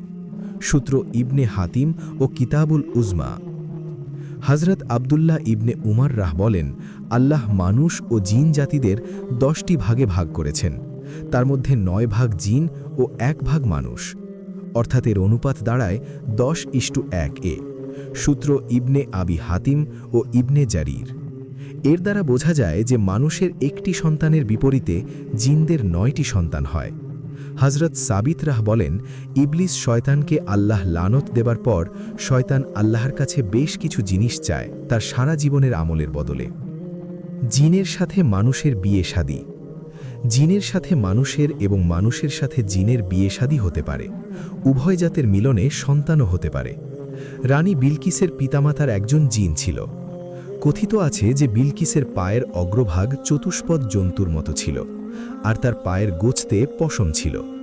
হজরত সুলাইমান আলাইহিসসালাম তাকে বিয়ে করে জিনকে আদেশ করেছিলেন পায়ের এই অবস্থা ঠিক করে দিতে। আল্লামা সুয়ুতি রাহ বলেন, হজরত আবু হুরাইরা রাহ থেকে বর্ণিত নবী করিম করিস সাহ বলেন, বিলকিসের পিতামাতার যে কোনো একজন জিন ছিল। হজরত জুবায়ের ইবনে মুহাম্মদ রাহ বলেন, বিলকিসের মা ফারিয়া জিন জাতির ছিল। জিন ইনসানের আপোষে মিলন কি সম্ভব? এ ব্যাপারে আলেমদের মধ্যে ইখতিলাফ রয়েছে। ইমাম সুয়ুতি, ইমাম ইবনে তাইমিয়া রাহসহ আরও অনেকে জিন ইনসানের মাঝে বিবাহ ও মিলন ঘটতে পারে বলে মত প্রকাশ করেছেন। পক্ষান্তরে অন্য কিছু উলামা বলেন, জিন ইনসানের মাঝে বিবাহ ও মিলন সম্ভব নয়। যেহেতু মহান আল্লাহ মানুষের নিজেদের মধ্য থেকে সঙ্গিনী সৃষ্টি করে অনুগ্রহ প্রকাশ করেছেন, তিনি বলেছেন তার নিদর্শনাবলীর মধ্যে আরেকটি নিদর্শন এই যে তিনি তোমাদের জন্য তোমাদের মধ্য হতেই তোমাদের সঙ্গিনীদেরকে সৃষ্টি করেছেন, যাতে তোমরা ওদের নিকট শান্তি পাও, এবং তোমাদের মধ্যে পারস্পরিক ভালোবাসা ও মায়া মমত্তা সৃষ্টি করেছেন। চিন্তাশীল সম্প্রদায়ের জন্য এতে অবশ্যই বহু নিদর্শন রয়েছে। সূত্র সূরা আর রুম, আয়াত 21। হজরত কাতাদা ও হাসান রাহ বলেন, জিনের সাথে মানুষের বিয়ে মাকরুহ। হানাফি মাযহাবের মতে জিনদের সাথে বিয়ে শাদী জায়েজ নয়। ইমাম সালাভি রাহ বলেছেন, মানুষের বিয়ে এবং গর্ভ হওয়া জিন ও মানুষের উভয়ের মধ্যে ঘটতে পারে। আল্লামা সালাভি রাহ বলেছেন, মানুষ ও জিনেরা যৌথ মিলনজাত বাচ্চাকে বলা হয় খুন্নাস। অতএব বলা যায় জিনেরাও বংশবিস্তার করে, সেটা নিজ সম্প্রদায় অথবা মানব সম্প্রদায়ের মাধ্যমেও হতে পারে। বিবাহের পর বরবধূকে নিয়ে শাহী মহলে প্রবেশ করানো হলো। যে রাজ্যে বাদশাহ আর তার সেনারা ঢুকতে পারত না, আজ সে রাজ্যের জামাতা জিন বাদশাহ। একেই বলে ভাগ্য। শাহী মহলে বাদশাহ শাহজালালের কক্ষে নবদম্পতির আগমন ঘটল দোয়া নিতে শেষ বিদায়ের জন্য। বাদশাহ শাহজালাল কন্যার বিষণ্ণ চেহারা দেখে মনে মনে কেঁদে উঠল হু হু করে। তার কন্যার এমন ভাগ্য হবে তা কল্পনার বাইরে ছিল। শীতল ভেবেছিল সে কাঁদবে না, কাঁদলে বাদশাহ তাকে দুর্বল ভাববে, আরও উপহাসের হাসি দেখবে। কিন্তু অসহায় বাবাকে ফেলে ভয়ঙ্কর ভবিষ্যতের দিকে ছুটে চলার কথা ভাবতেই তার চোখে অশ্রুতে ভরে উঠল। সে কান্না জড়িতে চোখে তাকিয়ে বাবার বুকে ঝাঁপিয়ে পড়ল। তখন বাদশাহ হেসে বলল, আহা বেগম, অহেতুক কান্নার জন্য তোমার সাজসজ্জা ম্লান হয়ে যাচ্ছে, কান্না বন্ধ। বাদশাহ শাহজালাল তার জামাতাকে কপট দৃষ্টিতে দেখল। নতুন জামাতা শ্বশুরের সাথে দৃষ্টি বিনিময় করল অত্যন্ত অমায়িকভাবে। নিয়ম অনুযায়ী বাদশার হাতে শাহজাদির হাত তুলে দিলেন কন্যাদায়াগ্রস্ত বাবা শাহজালাল। বাদশাহ রাজদর শক্ত করে তার বেগমের হাত নিজের হাতে মুষ্টিবদ্ধ করে শ্বশুরকে আশ্বাস দিল, আব্বাজান, চিন্তা করে খামোখা আপনার শরীরের ক্ষতি করার প্রয়োজন দেখছি না, আমি তো আছি ওর পাশে। ইয়েমেনের শাহজাদি এখন কৌকাফের বাদশার বেগম, আপনার কন্যা এখন জিন রাজের স্ত্রী। শাহজাদির দিকে তাকিয়ে বাদশাহ তীব্র স্বরে বলল, আমি আপনার আদরের শীতলের সর্বোচ্চ খেয়াল রাখব। এই বলে শাহজাদির হাত আরও শক্তভাবে মুষ্টিবদ্ধ করল সে। শাহজাদি যতই হাত ছাড়ানোর চেষ্টা করছে, ততই বাদশাহ জোরালোভাবে হাত মুষ্টিবদ্ধ করছে। এক প্রকার পিষে ফেলা হচ্ছে শাহজাদির হাত বাদশার হাতে। পাশাপাশি হাঁটার সময় বাদশাহ কানে কানে বলল, বেগম, আপনার কোমল হাত ঠিক এভাবেই আমার হাতে মুষ্টিবদ্ধ থাকবে। একমাত্র আমার মৃত্যু ছাড়া কেউ ছাড়াতে পারবে না এই হাত। আমার মৃত্যু তো অবশ্যই ছাড়াতে পারবে। বাদশাহ হেসে বলল, এই কাজ ভুলেও করবেন না। আপনি নিজের থেকে নিজে সুরক্ষিত থাকলে আমার কাছ থেকে ইয়েমেন ও ইয়েমেনের প্রজারা সুরক্ষিত থাকবে। তাছাড়া আমার অনুমতি ছাড়া আপনি আজকের পর থেকে নিঃশ্বাসও নিতে পারবেন না, সেখানে মৃত্যু বহুদূর। আপনার জীবন এখন আমার অধীনে, আপনার সর্বোচ্চ খেয়াল রাখব আমার বেগম। প্রাসাদের সদর দরজার সম্মুখে সাদা ধবধবে পঙ্খিরাজ ঘোড়ার গাড়ি প্রস্তুত করা আছে। জাদুর পঙ্খিরাজ ঘোড়া। পঙ্খিরাজ ঘোড়া দুটো ডানা ঝাপটাচ্ছে আসমানে ওড়ার জন্য। বিবাহে উপস্থিত সমস্ত রাজ্যের রাজা ও প্রজারা বাদশার বিদায়ের জন্য প্রাসাদের সম্মুখে অবস্থান করছিল। ঘোড়ার গাড়িতে আরোহণ করার সময় বাদশাহ শাহজালাল অসুস্থ শরীরে বিদায় অনুষ্ঠানে উপস্থিত হল। বাদশাহ শাহজালাল কন্যাকে শেষবারের মতো জড়িয়ে ধরে কানে কানে বলল, আমি তোমার নতুন জীবনে একটি দোয়া করব। তুমি তোমার ঈমান দিয়ে তোমার শ্বশুরবাড়ির সদস্য এবং স্বামীর মনে ঈমান সৃষ্টি করবে। আল্লাহর নূরের পথে আনতে পারবে অবশ্যই। আল্লাহর রহমত তোমার উপর থাকবে। আল্লাহ তাআলা তার নেক বান্দার সাথে থাকে। ঘোড়ার গাড়ির ভেতর থেকে পর্দা টেনে দেওয়া হলো। অনিন্দ সুন্দর হাসিমাখা মুখের রূপবান একজন যুবক হাত বাড়িয়ে দিল শাহজাদির সম্মুখে। আমার বেগম, নতুন জীবনে প্রবেশ করার জন্য হাতটি দিন। শাহজাদি হাত বাড়িয়ে দিল। পঙ্খিরাজ ঘোড়ার ডানা ঝাপটিয়ে আসমানে উড়াল দিল। সাথে সাথে অজস্র মণিমুক্ত আসমান থেকে জমিনে পড়ে গেল। দরিদ্র প্রজারা সেগুলো কুড়িয়ে নিতে ব্যস্ত হয়ে পড়ল। শাহজাদি বাদশার পাশে আসন গ্রহণ করেছে। সে চুপচাপ, কাজল কালো চোখ দুটো অশ্রুসিক্ত। অন্যদিকে বরাবরের মতো বাদশাহ হাসি মুখ করে আছে। নীল আসমানের মধ্য দিয়ে কালো মেঘের ভেতর দিয়ে পঙ্খিরাজ ঘোড়া ছুটে চলেছে। হঠাৎ করে আসমানে ঘোড়ার গাড়ি থমকে দাঁড়ালো। বাদশাহ বলল, বেগম, আমি আসছি কিছুক্ষণের মধ্যে। বাইরে বিকট আওয়াজ হচ্ছে, চিৎকার, গর্জন, তলোয়ারের। ভীষণ সংঘর্ষ সংঘটিত হচ্ছে বোঝা যাচ্ছে। শাহজাদি বাইরে তাকিয়ে দেখতে চাইল কি হচ্ছে। কিছুক্ষণ পর আওয়াজ কমে এলো। শাহজাদি পাশে তাকিয়ে দেখল বাদশাহ বসে বসে হাসছে। ছোট একটি সংঘর্ষ ছিল। আমার শত্রুপক্ষ ফাঁদ পেতে বসেছিল। আমি বিবাহ করে নতুন বেগমকে নিয়ে রওনা হওয়ার পথে আক্রমণ করবে। বড্ড বোকা ওরা। ভেবেছে আমি কিছু বুঝব না। আমি আগে থেকে প্রস্তুত ছিলাম। ওদের ফাঁদে পা দিয়ে ওদের ছত্রভঙ্গ করে দিয়েছি। বেগম, কি ভেবেছিলে? ভেবেছ সংঘর্ষে তোমার স্বামী নিহত হবে? শাহজাদি চোখ বন্ধ করে বাইরে তাকালো। পঙ্খিরাজ ঘোড়া কোথায় যেন থামল। অজস্র আওয়াজ ভেসে আসছে শাহজাদির কানে। পর্দা সরানো হলো। বাদশাহ হাত বাড়িয়ে বলল, আমার জিন রাজ্যে তোমার স্বাগতম বেগম। শাহজাদিকে হাত ধরে ঘোড়ার গাড়ি থেকে নিচে নামানো হলো। এ কোন জায়গায় এসেছে সে? আসমান নাকি জমিন বোঝা অসম্ভব। উপরে তাকালে মনে হয় হাত বাড়ালেই নীল আসমান ছোঁয়া যাবে। আবার নিচে জমিনের মতো কিছু, ঠিক জমিন মনে হচ্ছে না। আসমানে রং বেরঙের মেঘ খেলা করছে, জীবন্ত মনে হচ্ছে। আসমানে পরীরাও দানা মেলে উড়ে বেড়াচ্ছে দলে দলে। জমিনের পুরো স্থানটির চারপাশ উঁচু রং বেরঙের পাহাড় দ্বারা বেষ্টিত। পাহাড়গুলো যেন আসমান ছুঁয়ে রয়েছে। দুপাশে বিশাল বিশাল ঝর্ণা, জলাশয় তৈরি হয়েছে যা সম্মুখে প্রবাহমান। ঝর্ণার ধারের জলাশয়ে পৃথিবীর অনিন্দ সুন্দরী পরীরা দল বেঁধে ঝাঁকে ঝাঁকে সাঁতার কাটছে গান গাইতে গাইতে। আহা, গলার কি মিষ্টি আওয়াজ! জলাশয়ের মধ্য দিয়ে সরু পথ। খানিকটা পথ হাঁটলেই বিশাল ফুলের বাগান। অজস্র ফুল ফুটে আছে। দেখে মনে হচ্ছে পৃথিবীতে যত প্রকার ফুল রয়েছে তা সব একসাথে ফুটে আছে। দূরবেদ্ধ যত রকমের ফুল, কসমস, বিলকিস, বাহার ইত্যাদি। গোলাপের রয়েছে আলাদা বাগান। ফুলের বাগানগুলোতে নানান রঙের প্রজাপতি ঘুরে বেড়াচ্ছে। বাগান পেরোতেই বিকট আওয়াজে সদর দরজা খোলার মতো আওয়াজ হলো। সদর দরজা খোলার সাথে সাথেই বিশাল পর্বতের ন্যায় আকাশচুম্বী বিস্ময়কর সব প্রাসাদ। প্রাসাদগুলোর উচ্চতা যেন আসমানের ভেতর গিয়ে ঠেকেছে। প্রাসাদগুলো যেন আসমানে ভাসমান প্রাসাদ। প্রাসাদের সামনে অসংখ্য জিন পরি মাথা নুইয়ে কুর্নিশ অবস্থায় রয়েছে। এদের সংখ্যা গণনা করা যাবে না, কারণ এরা হাজার নয়, লক্ষ নয়, কোটি কোটি জিন সম্প্রদায় জমিনে আসমানে মিলিয়ে। এত সংখ্যক জিন পরি থাকা সত্ত্বেও চারপাশ নীরব। হাওয়ার আওয়াজ ছাড়া কোনো আওয়াজ নেই। সবাই বাধ্য হয়ে এমনভাবে মাথা নুইয়ে আছে যে মনে হচ্ছে এখানে কোনো প্রাণের অস্তিত্ব নেই। সবাই মূর্তি। বাদশাকে অভ্যর্থনা দেওয়া হলো প্রাসাদের বাহিরে। অভ্যর্থনার পর বর বধূকে অন্দরমহলে নিয়ে যাওয়া হলো। সামনাসামনি দুজনকে দাঁড় করানো হলো রাজদরবারে। বাদশা বলল, শাহজাদি, তোমাকে স্বাগত আমার প্রাসাদে। শাহজাদের বিস্ময়কর ভাব এখনও যাচ্ছে না বলে সে কথা বলতে পারছে না। নিয়ম অনুসারে বাদশাহ শাহজাদির ঘুমটা সরিয়ে দিল।